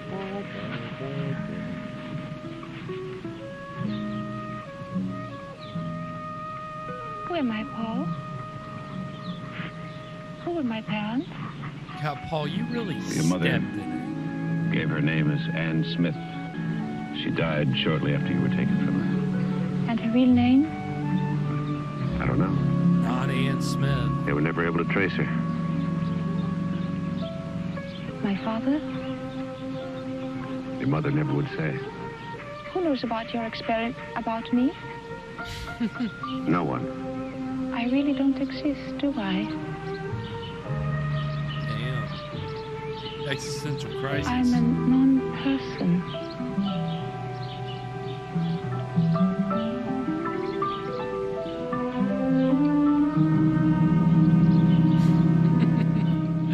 That was very TV movie-esque. February 23rd, 1 a.m. I administered 50 cc of 5-hydroxydopamine, which would be effective if given in a massive dose. However, such a massive dose would cause heart arrest Just and reviewing? death Oh, within she's 24 reviewing hours. his notes. Oh, shit. February 24, 7 a.m. Like Administering 50 going back and looking cc at of your old home methotrexate. movies. A risk See what your because childhood it's a was very like. strong drug and highly addictive. If methotrexate doesn't arrest the rapid aging, I have no choice but to transfer the girl to the research clinic. I heard you saying you were going to send me to a research clinic. This will not stand, man.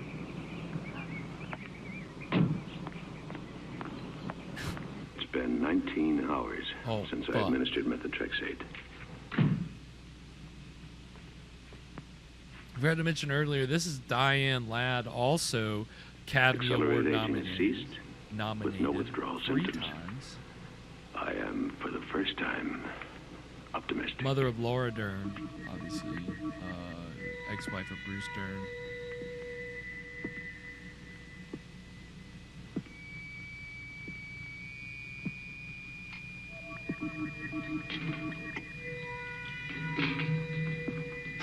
Snooping. This just never works out for you. I mean, if you're snooping in the first place, you're gonna find something that you're not gonna like. It's just bound to happen. Oh, the snooping is really making me work up a sweat.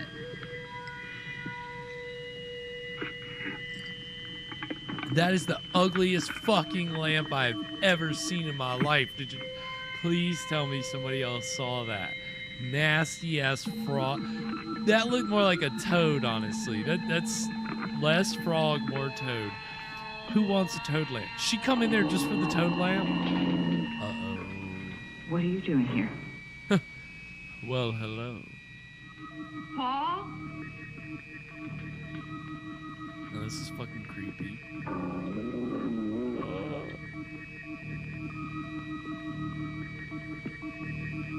Just gonna scoot by you here.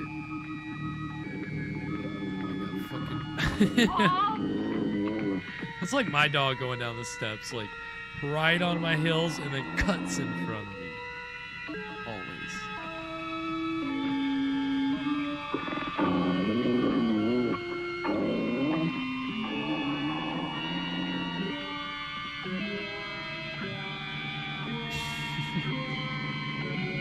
I don't understand why she went up for this frog. Really.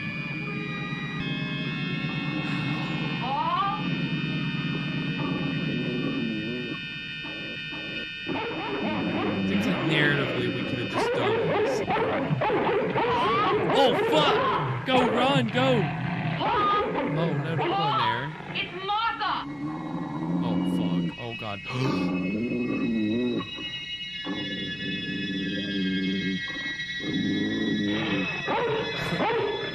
Full bed in here.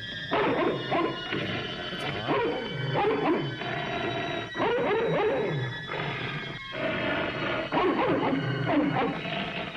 Smart. Don't reveal yourself just yet. They're not ready. They're not ready.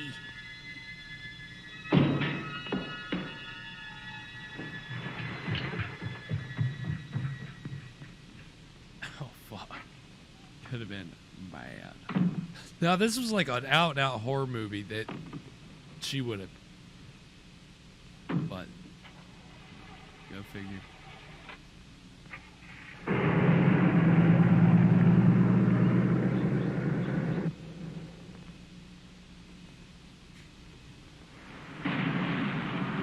Where is Paul? I mean, he's back now, obviously.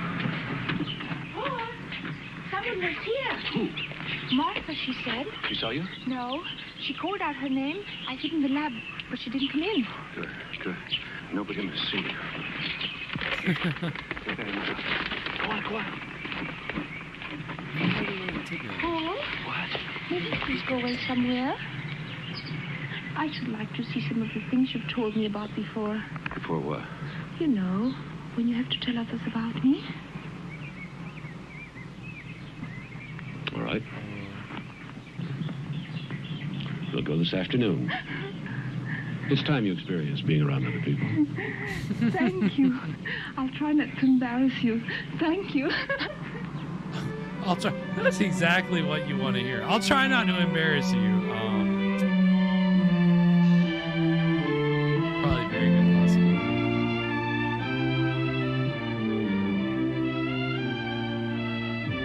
Of course, he's not going to start with his family. He's gonna. Do you think we'll ever go back? I don't know. Somewhere Wasn't 2 weeks enough?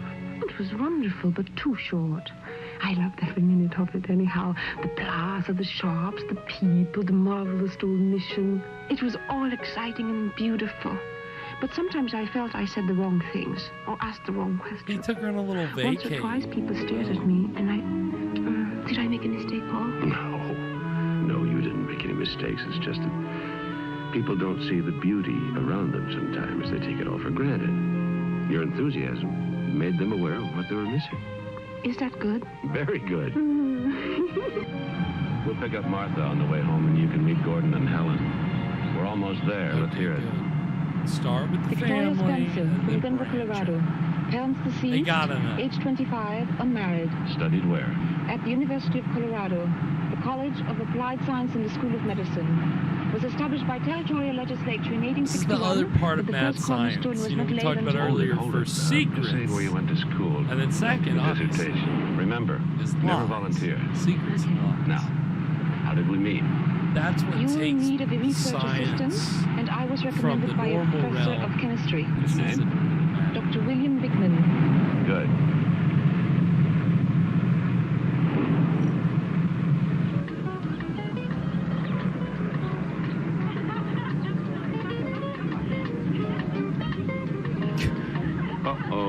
Party. Is right. Now is not the time.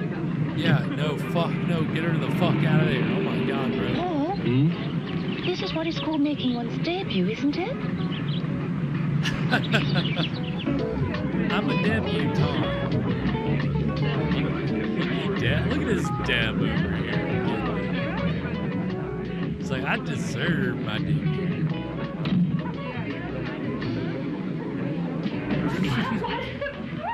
Welcome! I didn't know you were home, or I'd have asked you to come over. We just arrived, Victoria. I'd like you to meet my daughter-in-law and my son, Gordon, Helen. This is Victoria Spencer, my new research assistant. Delighted to meet you, Victoria. Oh, well, let me take your hat. Gordon, get them some drinks. That's a good story, I guess it works. You met Mike Seaman? Yes, of course. Hi, My nice father, to see you Mr. again. Victoria Spencer, Mike Seaman. Victoria Louise. Mike Seaman? Paul Mike has stopped Seaman? off on his way home, and he has a lady with him. What? A lady? A new assistant.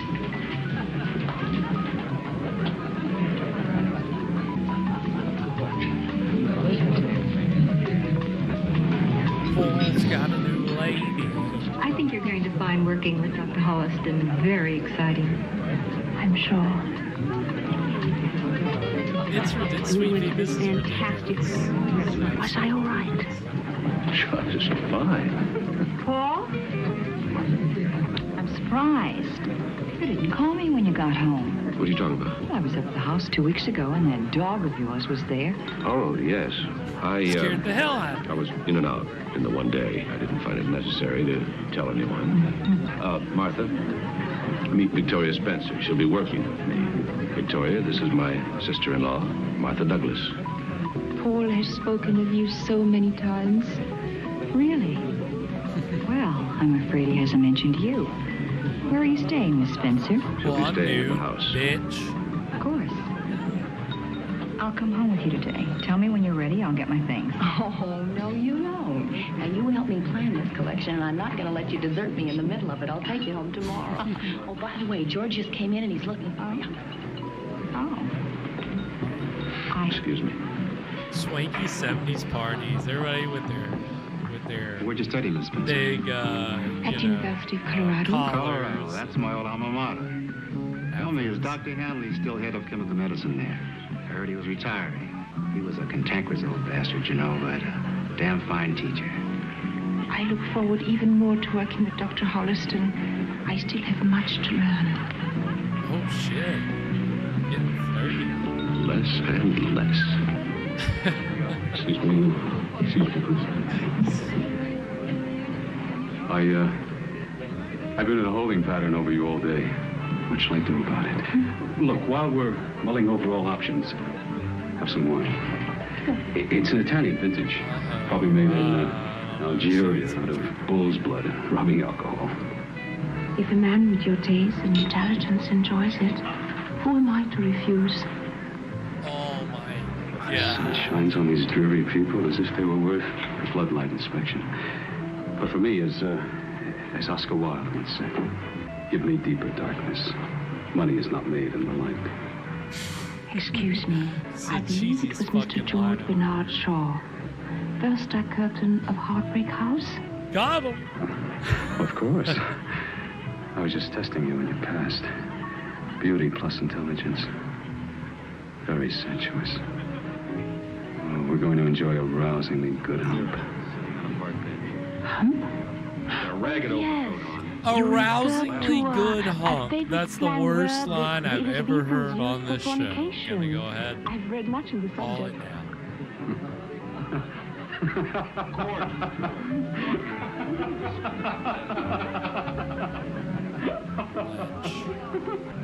You can talk to your computers like that, but not my guests, huh? You make computers? No, I make them work. I manage Teletext International Systems in my spare time. When I'm not confusing Shaw with Wilde. Or Rabelaisian humor with bad taste. I'm surrounded. Therefore, I surrender to all women.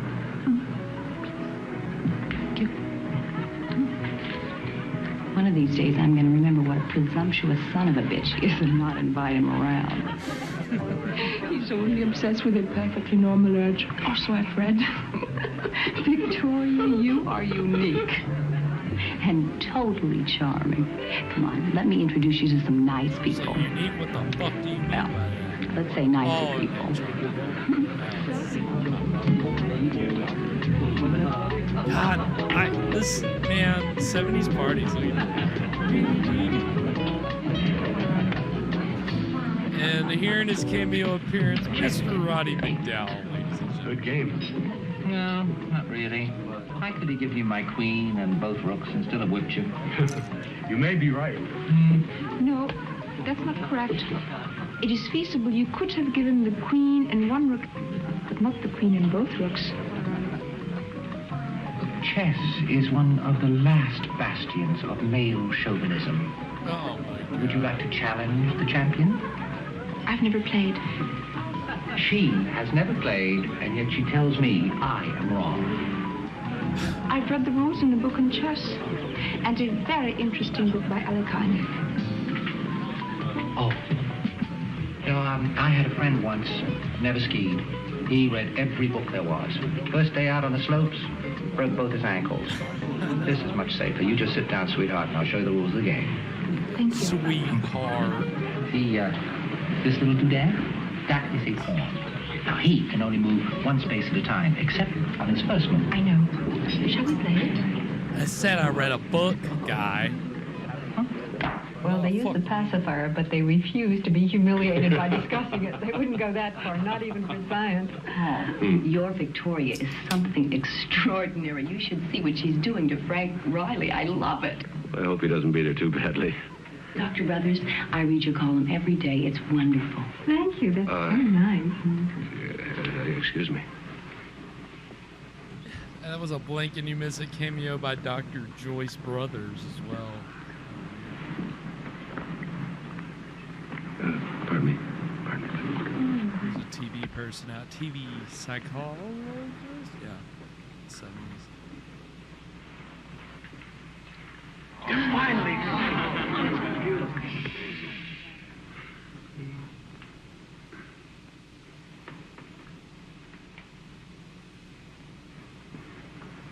Excuse me. I love that maneuver, and I love the he's like, I gotta do the twirl. If you don't keep quiet, this game is off.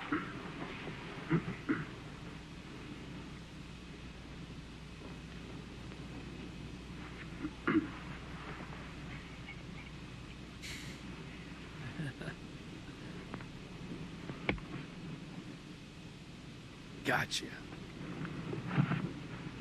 Ooh.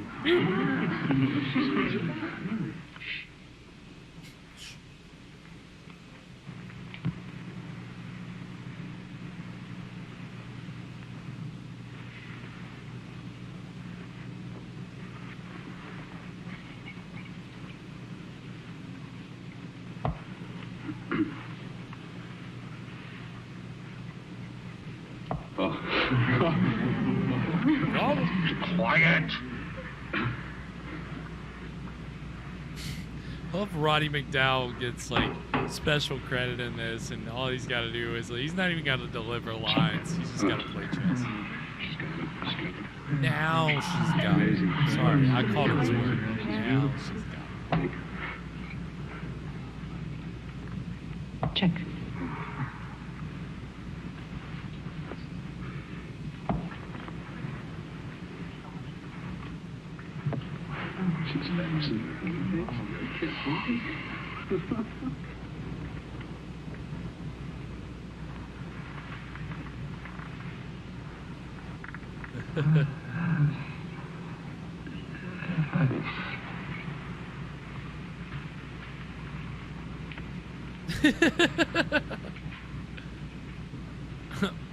What does that mean? Wait, what? What?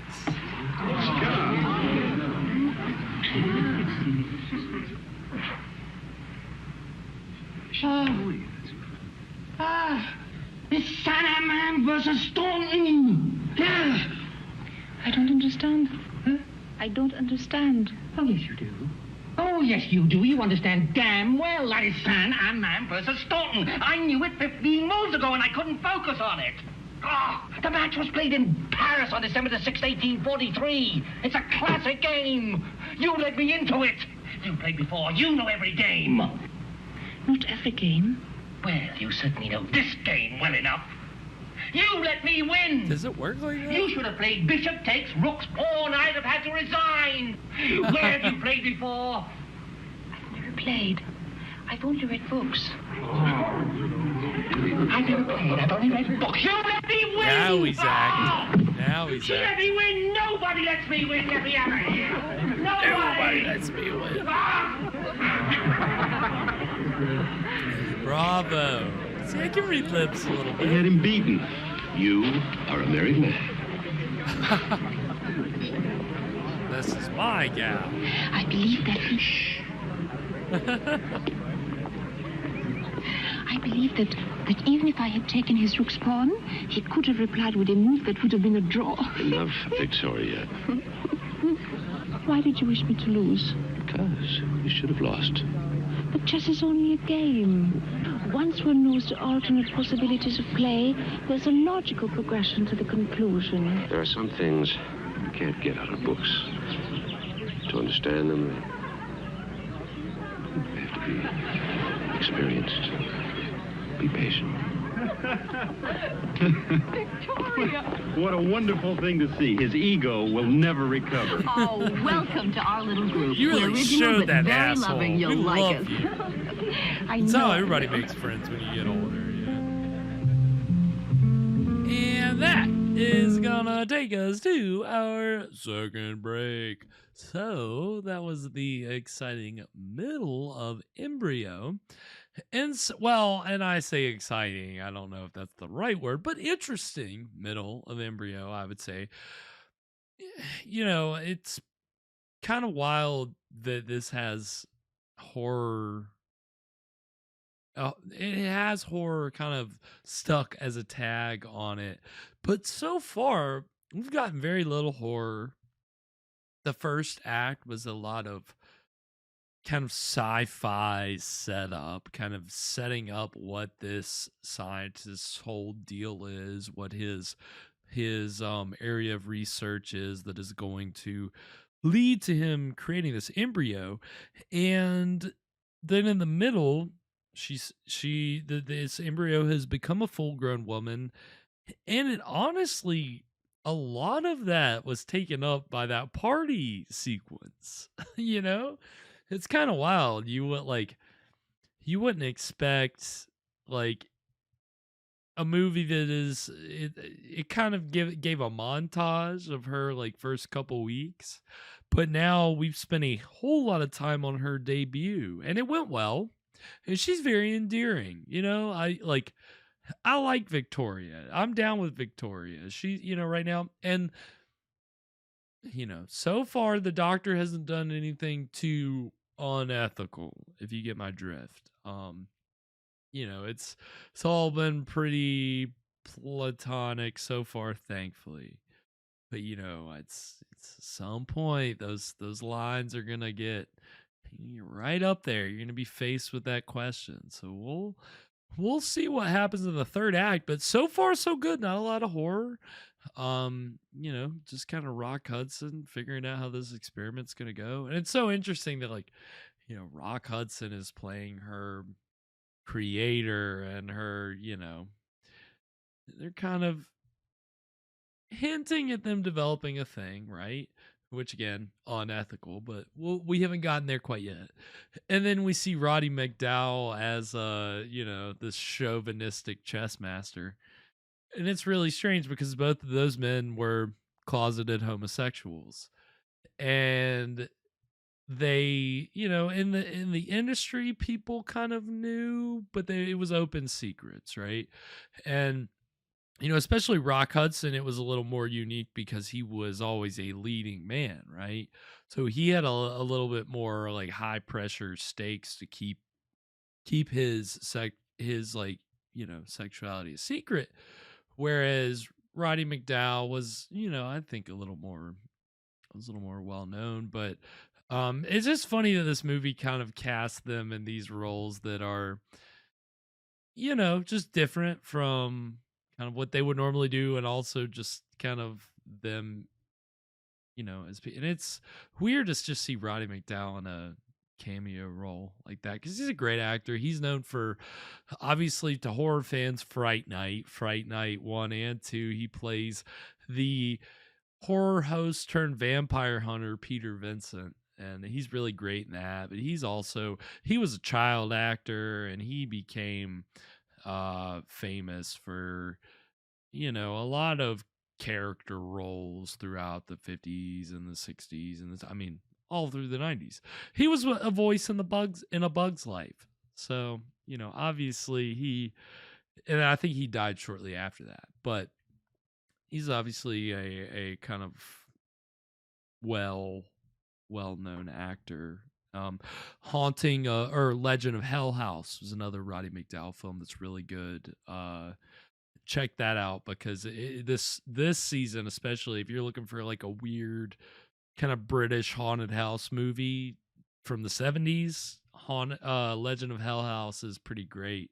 I saw that one as a kid because my dad was really into it, and it's a nice little movie.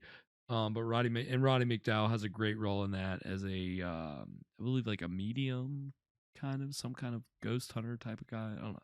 He's really good.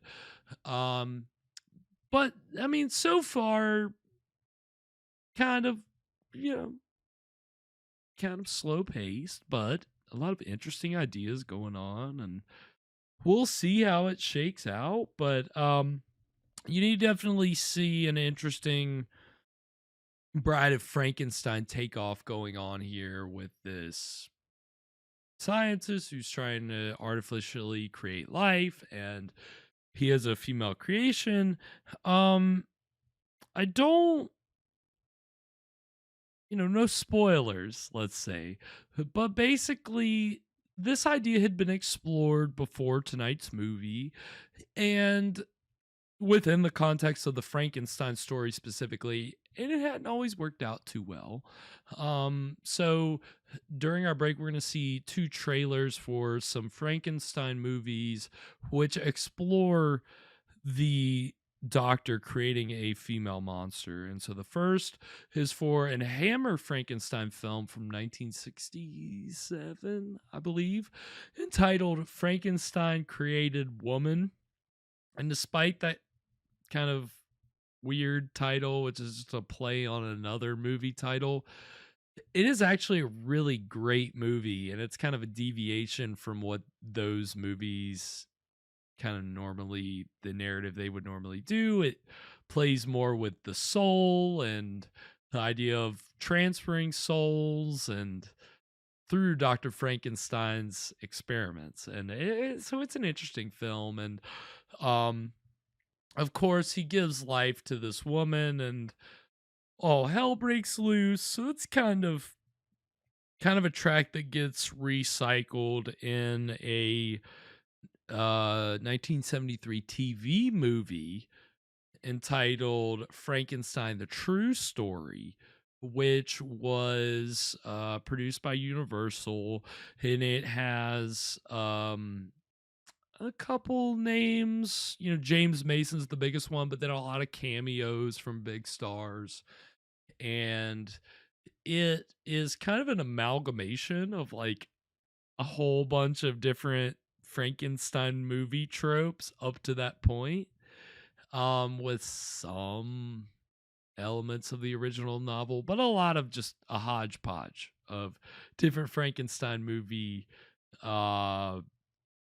conventions. And that one also a female monster who ends up, again, like Frankenstein creations always do, kind of getting away from Dr. Frankenstein, kind of out of his control, so to speak. So we don't necessarily have a trailer for that. I cut together the first like 6 minutes of it are kind of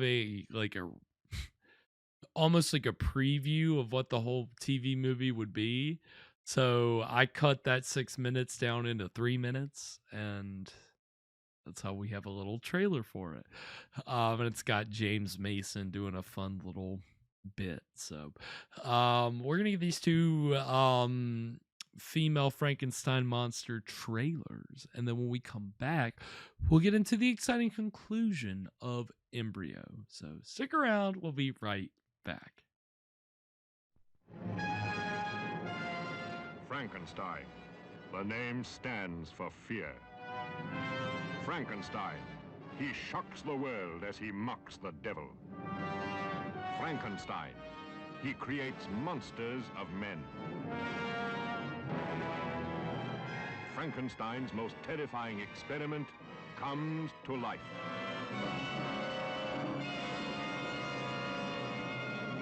Frankenstein created woman. Who am I? Who am I?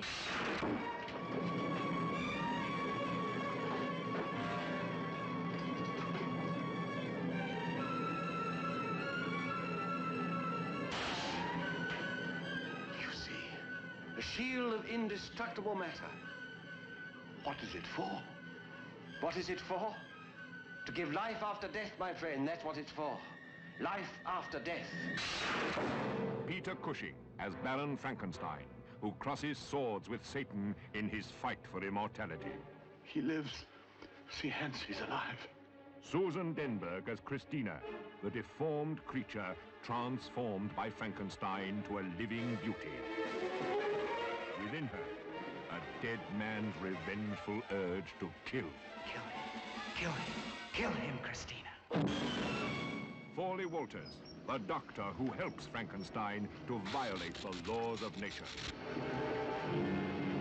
Christina, my dear, that man possesses such power, such knowledge, that well, sometimes I don't even understand him myself. The boy Hans is the tool of the Frankenstein experiment. These boys are the causes.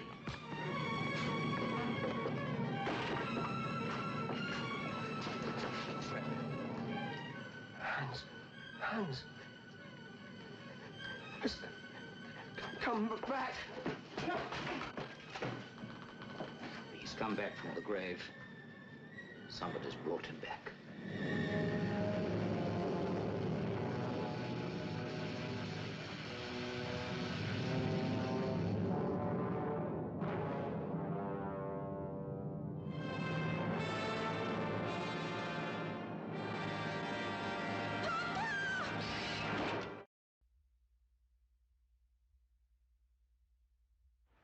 I dare say that most of you, when you saw your first Frankenstein film, assumed that it was a totally Hollywood creation. Whereas, in fact, Frankenstein and his creature were invented by an intellectual and somewhat revolutionary young lady, who is better known as the wife of one of the greatest poets in the English language, Percy Bysshe Shelley, and as an authoress in her own right. I brought you here because I want to show you the tomb of Mary Wollstonecraft Shelley. I think you'll enjoy the film much more if you bear in mind that it was a 19-year-old girl of good family who first breathed life into Frankenstein's creature. She will shock you with her horrific fancies. Go on, touch it.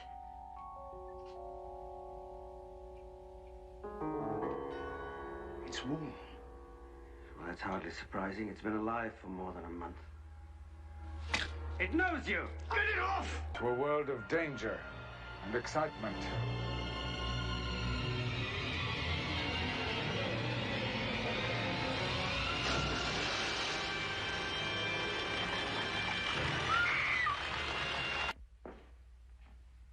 Those eyes will open. Those limbs will move. That brain will be alive.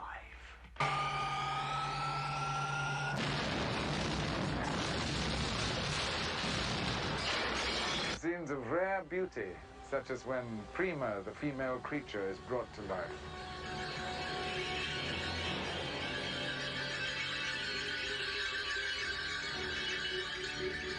More menace.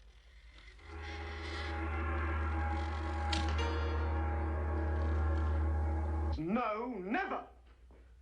My experiment, as you call it.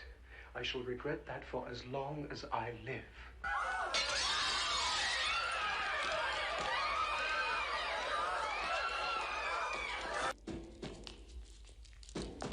What are you doing? We're gonna burn the misshapen creature.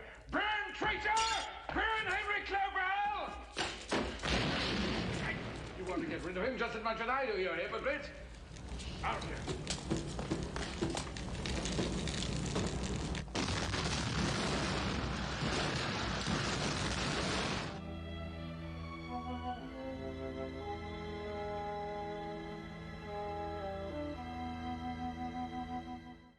And we are back. So that was the trailers for Frankenstein Created Woman and Frankenstein the True Story. So yeah, Frankenstein Created Woman 67, I believe, and then Frankenstein a True Story was 73, and then tonight's film 76. So obviously kind of the Frankenstein popularity was, still enough in the public consciousness that the filmmakers behind the movie tonight were like, well, let's bring genetics into it. Let's give a little bit of spin to it and see what we get. And it's been restrained so far. It's been a little bit of a slow burn.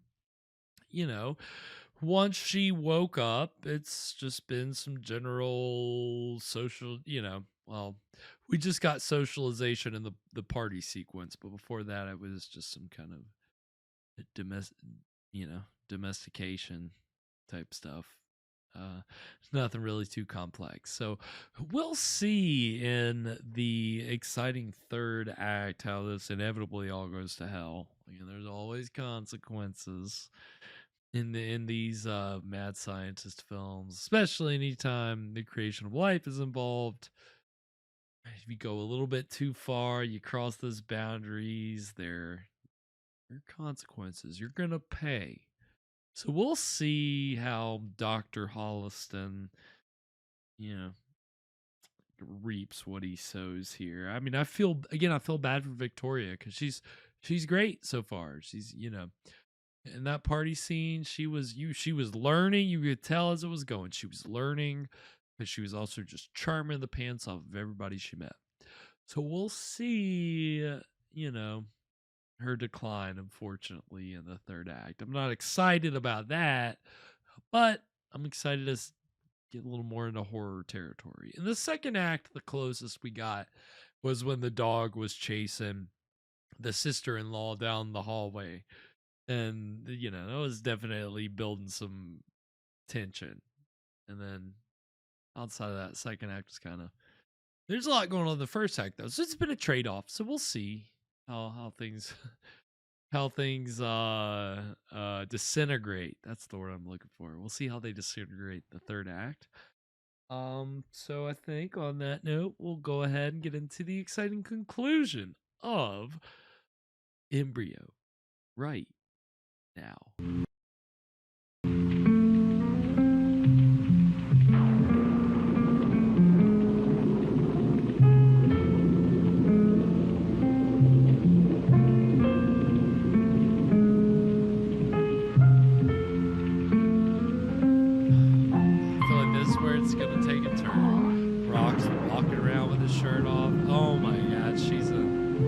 Whatever the hell that is. I want to learn, to experience. Will you teach me?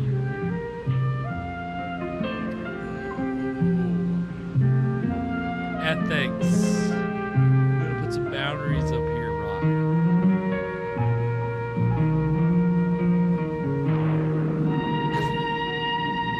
You gotta love that artistic fade right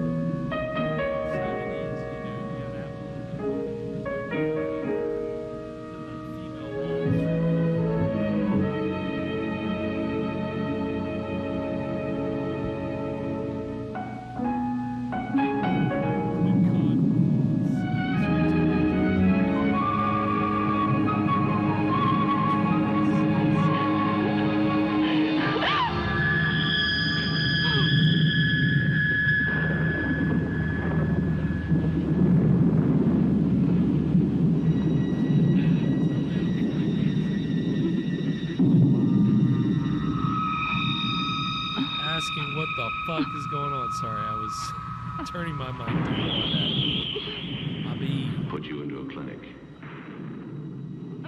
An exhibit. A freak.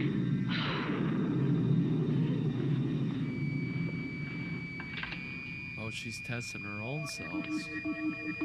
She's smarter than he is. February 24, 7 a.m. Administering 50 cc of methotrexate. A risk because it's a very strong drug and highly addictive. If methotrexate doesn't arrest the rapid aging, I have no choice but to transfer the girl to the research clinic. And she's really zeroing in on that.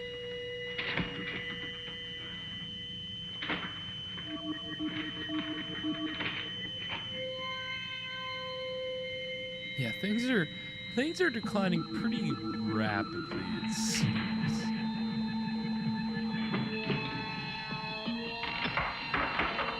I guess that's kind of the weird thing about this story. There hasn't been a lot of natural progression. It's just like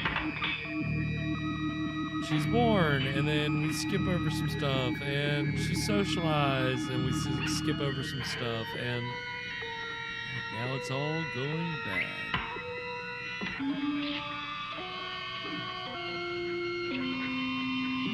I guess she's trying to slow it down.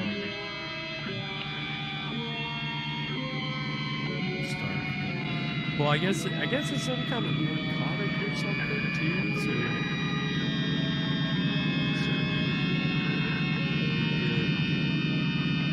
constantly on that to try to slow down your aging process. Where is California's answer to Madame Curie this morning? Martha, you go through What an life as if you were insult. constantly sucking on a lemon. Well, then I'll have to learn to sip nectar in the future. She definitely looks Two like impressive Laura degrees. Dern there, for sure. she's how Laura old? Dern, 25. Brilliant, obviously. like mother, like daughter. See, Nicole was 30 before she got hers, wasn't she? Martha, this is your home. You belong here. And now Victoria belongs here. It's a whole new life for all of us. Why not become a part of it?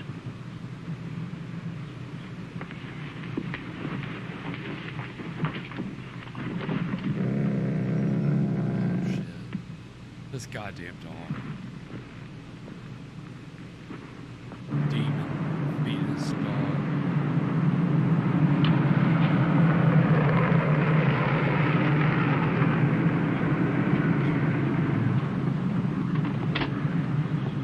Damn, she picked up driving pretty quick, huh?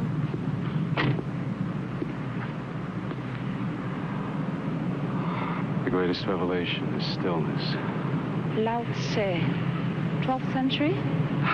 Bro. I don't know one person in 1,000 who would know the author of that.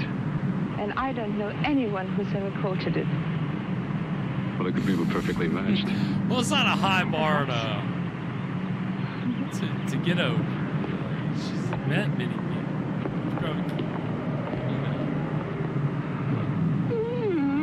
the count on one hand, the amount of people she's talked to. Yes, I do. My computer's a better company than most people I know. They're impersonal, but intellectually stimulating. This Man, is look it. at all That's those the mistakes. computers. And here's the medical unit you asked about. May I ask you a question? You know how to operate a computer? Yes? Yes, of course. You read a book about it, like chess. Yes, I did. Cross the boundary with the AI angles. Now, type out the pertinent background data here, and then the question. Look into some chat GPT.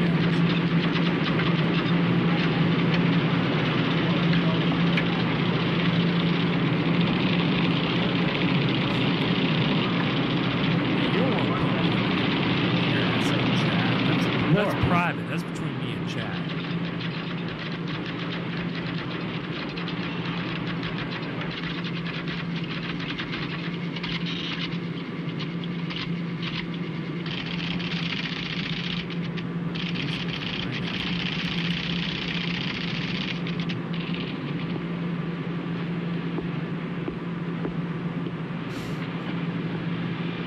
Gotta press this button and gotta do this crazy thing before we get an answer. Oh my god. Computers, man. Thank you. Antidote. 70 milliliters pituitary gland extract from unborn fetus. 5 to 6 months development. That's crazy. Was the question as That gave her enigmatic as the answer? antidote to her problem. Chat would do that now. Oh, you're an artificially created being who's rapidly Thank you very much, Mr. aging. Collier. You need an antidote. Here you go. Goodbye. Here's the antidote. Happy to help. 6 months fetus has a chance for life on its own. To experiment, fail at that stage would be murder. Will you sing me? Will you sing me? What the fuck? Some random kid came up and asked me to swing them. Do you think that I'm going to say yes? What did he? That's just absurd. I mean, I guess if you don't know many people, that's always with the Frankenstein story, right? Is that the creature is able to connect with children in a special, odd way. Which, I mean, again, yeah, she was robbed of her childhood, so.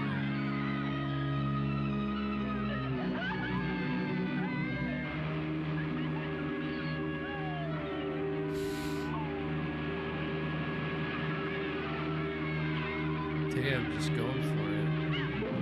Uh-oh. Oh no. Oh no. Lifeguard. We need a lifeguard out here. Come on. Let's go. Where are you guys? Uh-oh. The dog. Oh, of course it would be the dog. What a great lifeguard. Yep, just get her out of there. Yep. Nudge her, just, drag her forward. I love all the cuts, dude. You can tell they're working around this dog actor.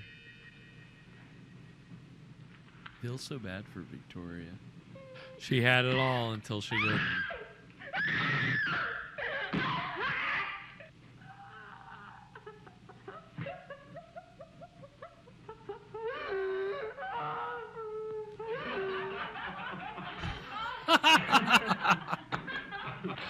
What a great cut. What an amazing one of the cut. finest restaurants in Marseille. Thank Yeah, I you. love it. Nice to be appreciated. In the cookbook, La Rousse Gastronomique recommends a touch more tarragon. I'll get the coffee. Ooh, got her. Hey, you didn't do a very good job. I know, because I read cookbooks. When is your baby due? According to my calculations, I am 5 months, 25 days, and about 2 hours pregnant. Oh, So that God, makes I it just August put it 7th. together. Oh, August shit. 5th. She's going to try to eat their You baby. and Gordon are going out of town next week? To Seattle.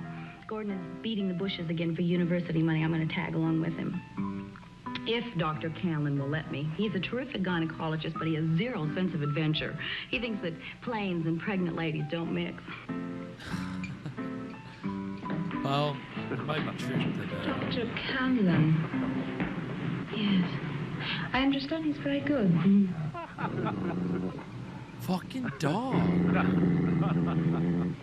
Just give him some No, pepperoni. it's not my He'll make Then imagination. you took it the wrong way, Martha. What's the matter with you? I don't know what's the matter with me. I didn't take anything the wrong way. I can't stand to be in the same room with that woman. I am why? frightened. She frightens me, Paul. It's I not... don't see why. For heaven's sake, she's been nothing but nice to you. You've chosen not to be nice to her. I have Ear checked, Paul. Your shots. precious Victoria isn't any research assistant. She never went to the University of Colorado. Just who is she? I'd like to know where she came from. She's as qualified as I am. This has been my home for 15 years, but that's it. I'm not going to She's stay an in this house eavesdropper, with her we know any that. longer. You got to choose, Paul, between your assistant and me. And at 8 o'clock in the morning, I am leaving for Minneapolis. Wow. Was she about to fucking finally go stab that woman? That's like stabby music. Anytime you bring that synth.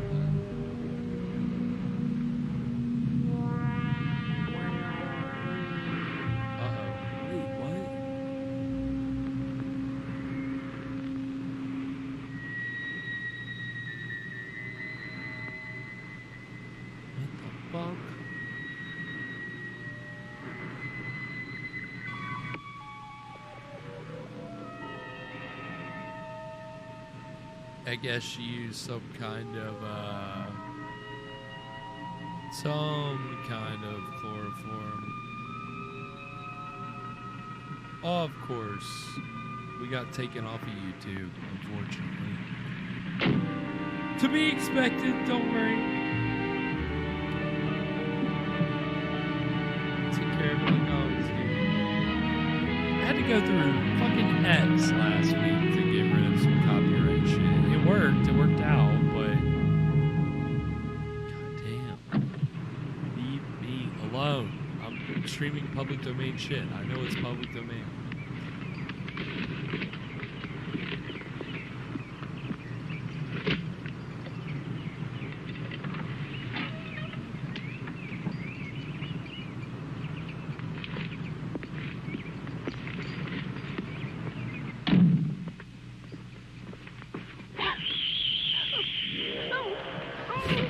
Just in time to get the groceries down.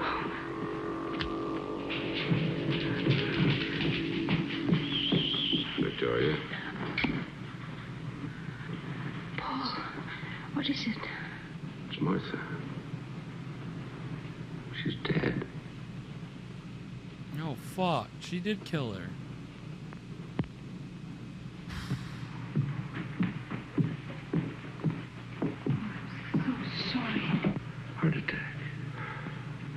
Go, of course. Yes. But I don't want to leave you alone. Maybe Helen can come over. They left today for Seattle. If you're right, I've got number one. All right. I've got number one. We'll take the first flight out. Take care of the burial arrangements. I've got a really smart dog. I'll try to be back by Sunday. Here. I'll call you from Minneapolis.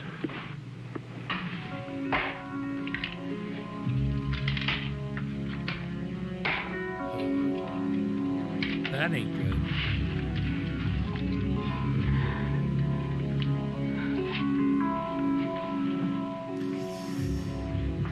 Destroy the tapes.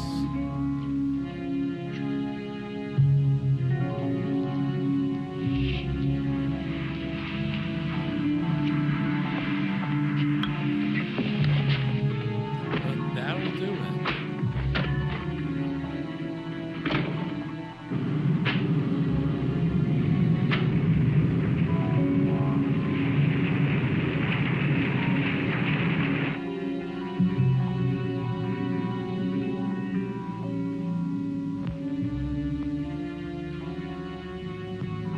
Gotta do research. Gotta figure out what kind of baby I gotta eat, I guess. Goodness. Gotta use a scalpel and some tweezers to really study this textbook. Oh no, she is gonna try to take their baby. God dang. Too much.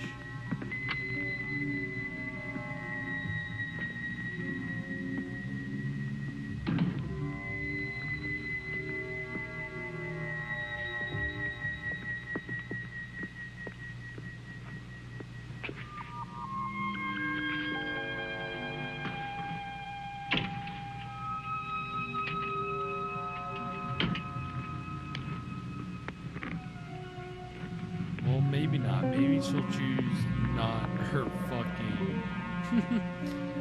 I guess, I don't know. If she's technically a child of the doctor, then I guess it would be her nephew, niece or nephew.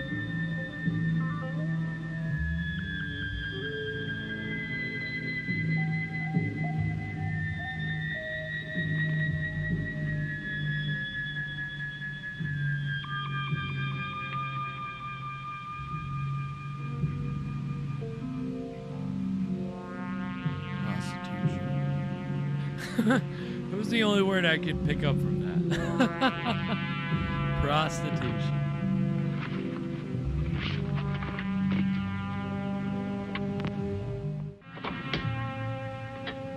Good evening. I understand I can rent you? Sorry, honey, I'm not into dykes. I'll pay you $200 if you accompany me to my home for the evening. For $200? Could learn to like it. Come on in while I change. Thank you. But no rough stuff, huh? I understand your condition. I doubt it.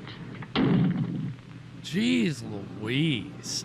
That was a What do you mean lot. it wasn't natural causes? That one scene was a lot. Your sister-in-law subject to extreme hypertension?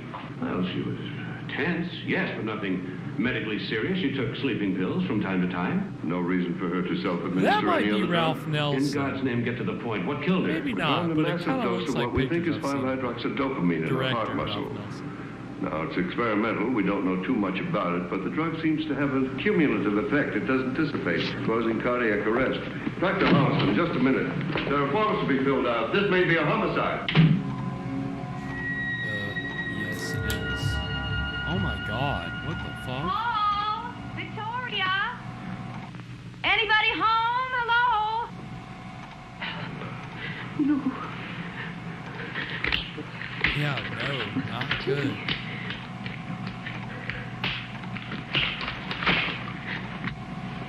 Anybody home? I thought you were in Seattle. What happened? Well, between Gordon and Dr. Cameron, I got out and voted, so Gordon went on alone. He made me promise that I wouldn't stay by myself, so here I am. What? Please go, Helen. You were gonna have a baby. What's the matter? Are you all right, Victoria? Please. I'll call you later. Where's Paul? In San Francisco. At a medical conference. I'll call you, okay? Now, please go! Oh, you look so tired.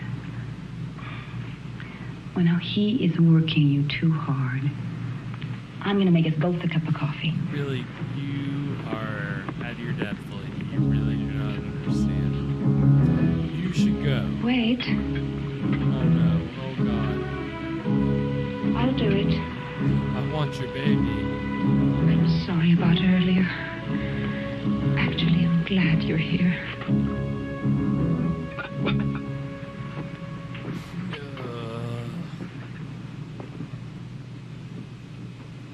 Oh no. She's really gonna do it.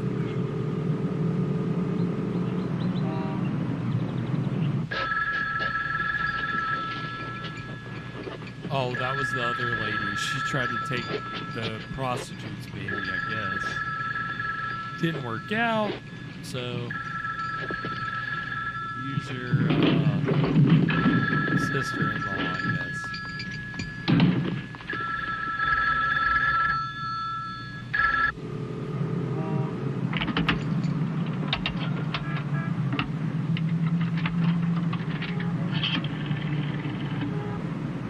Hello, operator. I want you to get me to the University Club in Seattle, please.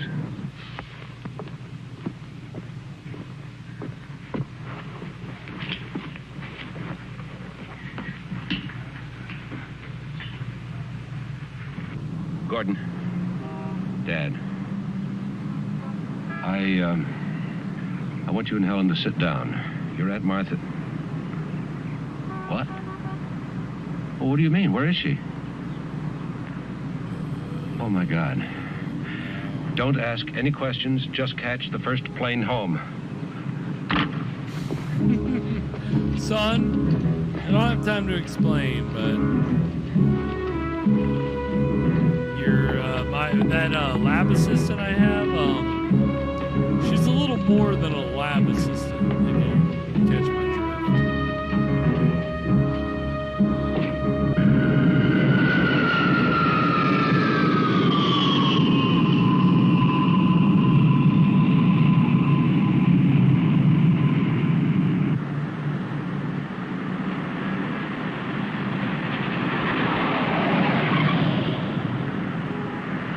Why did you do it? To give life. God. No, you did not pull the God card on me. You did not just pull the God card on me.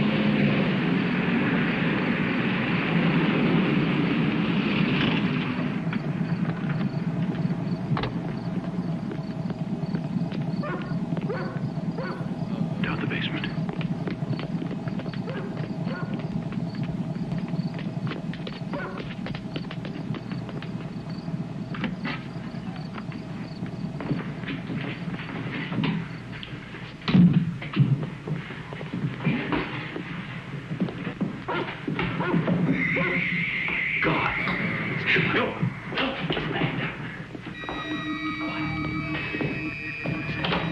What the fuck? You're just gonna leave it? What is happening? Operator, this is Dr. Paul Holliston. Would you send an emergency ambulance and an attending doctor to 48 Claremont Road immediately, please? Yes, please, immediately. 48 Claremont Road. Okay, yes. That was the most logical thing that could have happened. They're just gonna leave her there? What the fuck? Is that the prostitute, I guess?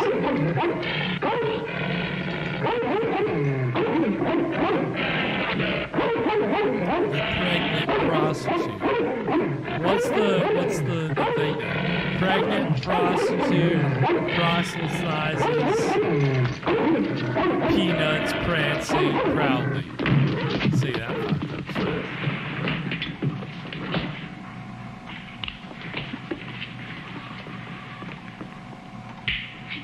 It would be wise for you to leave.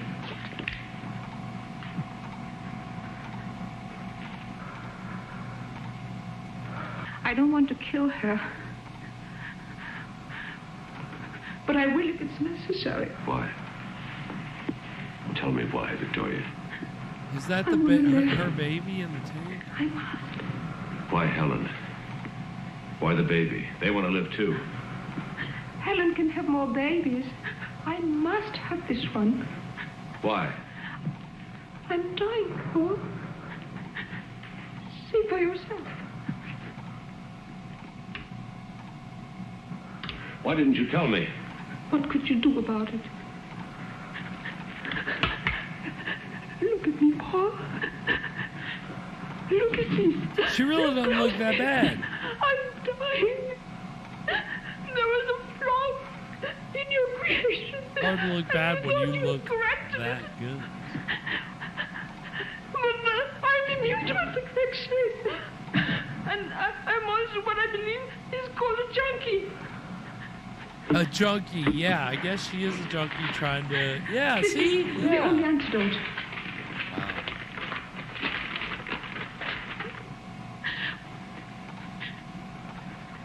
Pituitary gland extract. From Helen's baby? Oh, God. Kill her. What are you doing? I'm fixing you a larger dose of methotrexate. You're in pain. I'm here to help you, Victoria. No. Trust me. No. What I need, you can't get me. By your own words, you called it murder. Get out. Please. Get out. Please. Get out. I don't want to kill. I don't want to kill. I just want to live. Please. God, this is so intense. The oxygen. Oh, shit. Oh, shit! Oh, God, oh!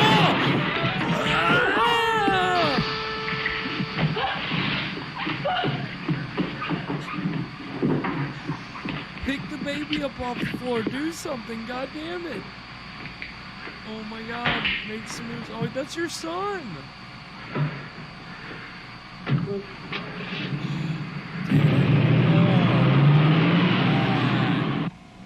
Brutal. It's fucking brutal. It's not your hospital, at your service. Hot and fresh pickup.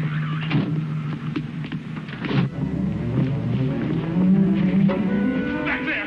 Get her to a hospital immediately!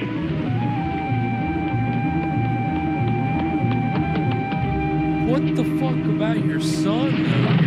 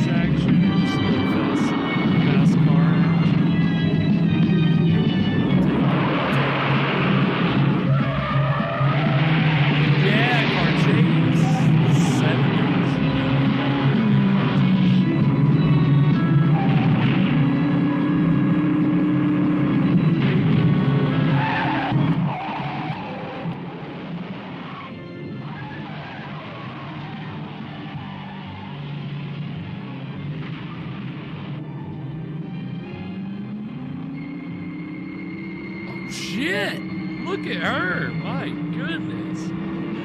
That is a fast acting genetic.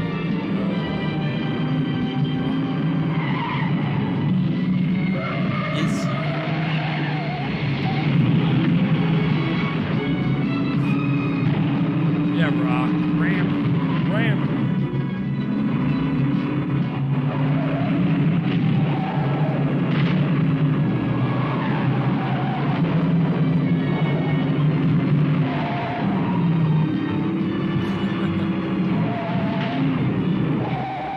So interesting. It's so 70s for this day and then the car chase.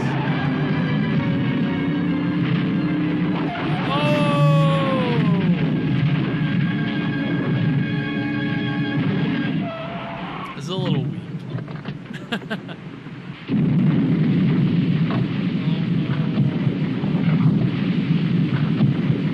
She's burning up.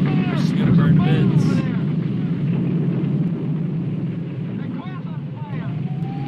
Oh no, she's out. Wait, what? Oh, he's wait, what? Wait, what? What? Die! Leave him! Let me go! What are you doing? Request ambulance. Echo Park, Glendale Boulevard. He's like drowning her right there. God damn, he's brutal. Quick fire over here! She's got to die! No, let me go! Did she kill the baby? You don't understand! Can somebody like confirm for me whether or not she killed the baby?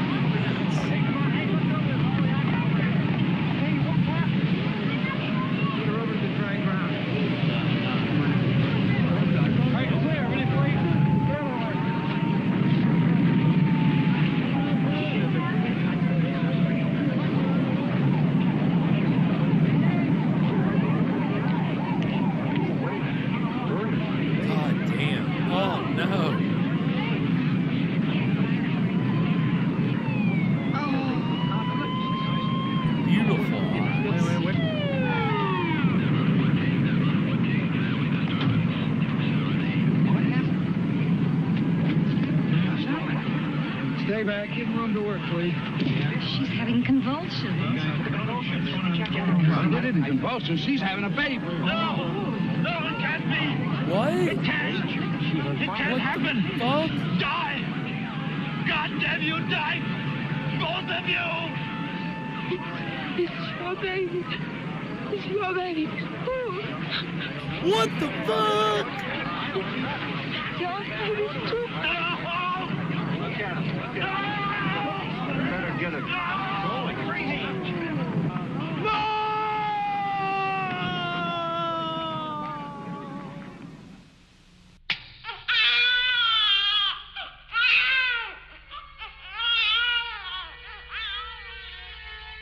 Wow.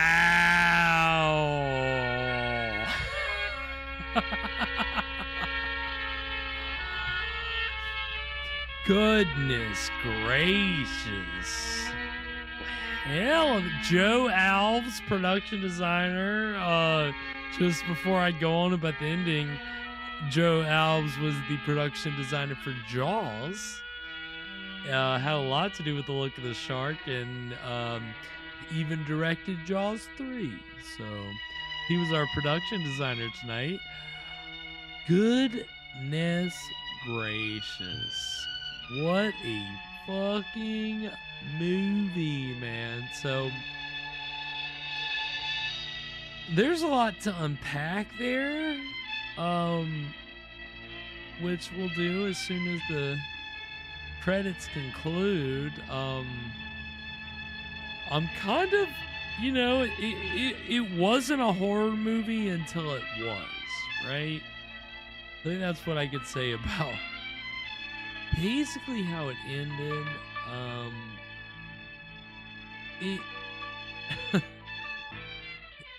I mean, Victoria, it just, okay, that is the exciting conclusion of Embryo. So, I liked it, obviously, but the ending was pretty insane because, first of all, she, I mean, before we got into the third act, she, to use a very unsettling word, she copulated with the doctor that gave her life. So in a weird way, basically like her father, so kind of an incestuous thing. And then she starts deteriorating and realizes that she needs to somehow like ingest human fetuses or something like that. So she tries to get one from a prostitute. It doesn't work out. She decides to take one from her creator's daughter-in-law. So what I was confused about was in that whole melee of them trying to stop her from doing something to the baby, it looked like the baby spilled out of the floor, like out of the tank onto the floor. I'll need to rewatch it to figure out for sure what happened, but I'm pretty sure that baby died. We don't know if they saved his daughter-in-law or not. And then he was literally trying to drown her because it turned out she was pregnant with his child, which I did not see coming. I did not know that was part of the ending. That was really good. That was a nice little kind of addition to all the craziness at the end, was the fact that, I mean, hey, they copulated. Again, to use just a very uncomfortable word. And you know, she had that baby. You heard that spank. You heard the baby cry. That baby got born. So I'm sure it'll be a Psycho too, just like it's a mother. That's what we learned from tonight's movie. You get in an aquarium tank baby, they're gonna be a psycho, and their progeny will be psychos. So I learned a lot from tonight's movie. I really no, it was good. It was interesting. Well, I'll say when I say it was good, I use the word good loosely. It was fine. It was engaging. I will use the word engaging and mean it. But it definitely was a little scattered with the storytelling and kind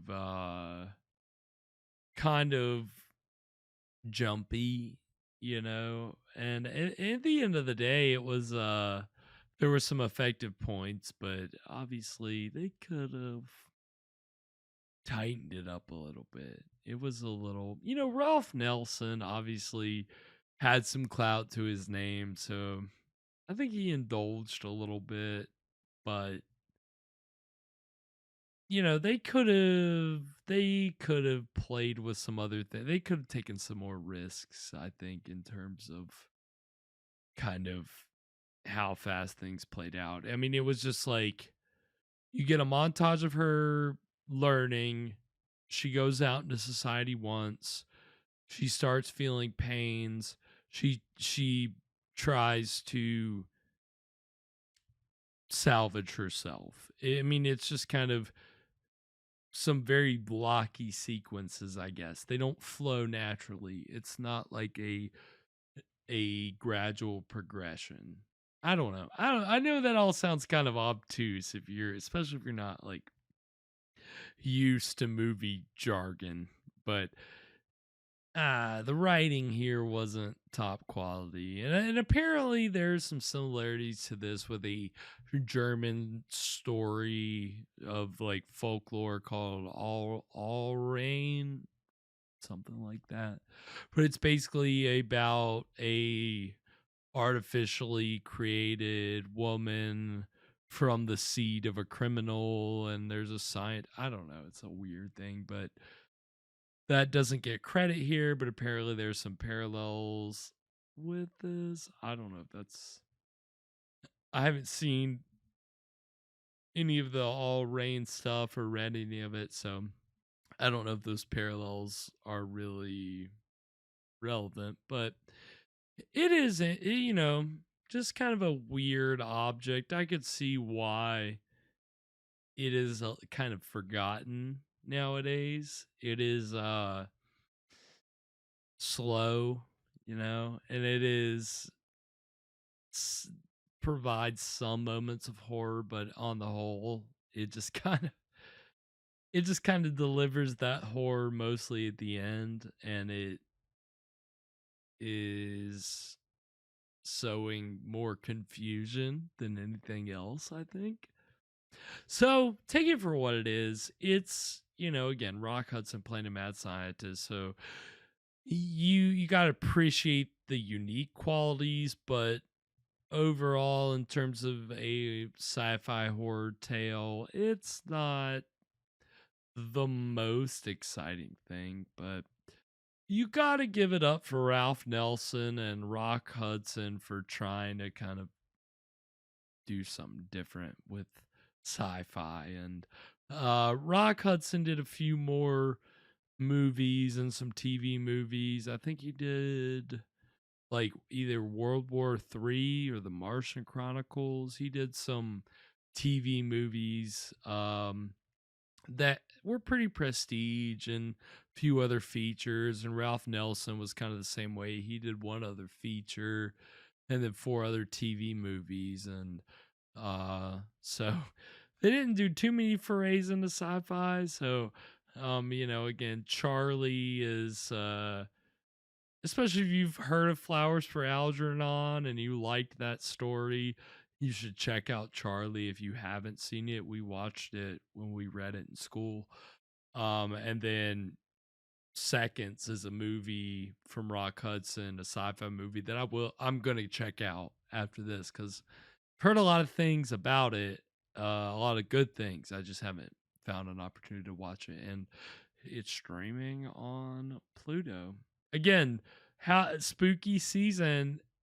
All the streaming platforms have some pretty great classic horror movies and public domain and beyond. I can't recommend it enough. If you want Universal horror movies, go to Peacock. If you just want a good mix, go to Tubi. You can't go wrong. Tis the season. So indulge, watch plenty of spooky movies because unfortunately, we won't be here for our feature presentation next week.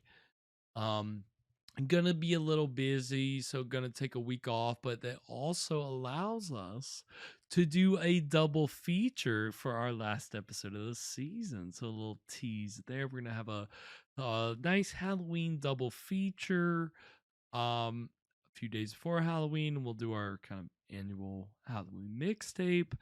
But we're gonna, kind of ease into spooky season as we get to October. So this last weekend in December, we'll take the weekend off, and we will have a mini-sode next week, and then off Friday, and then back for a mini-sode the next Wednesday, and then the next Friday we'll be showing a little British film from 1936, an early British horror film, actually an adaptation of the Sweeney Todd story. It's entitled The Demon Barber of Fleet Street, and it's obviously melodrama. It's a British film, but for 1936, there's some pretty effective scenes of horror. Again, it's the Sweeney Todd story, so you've got some slashing and some killing, and so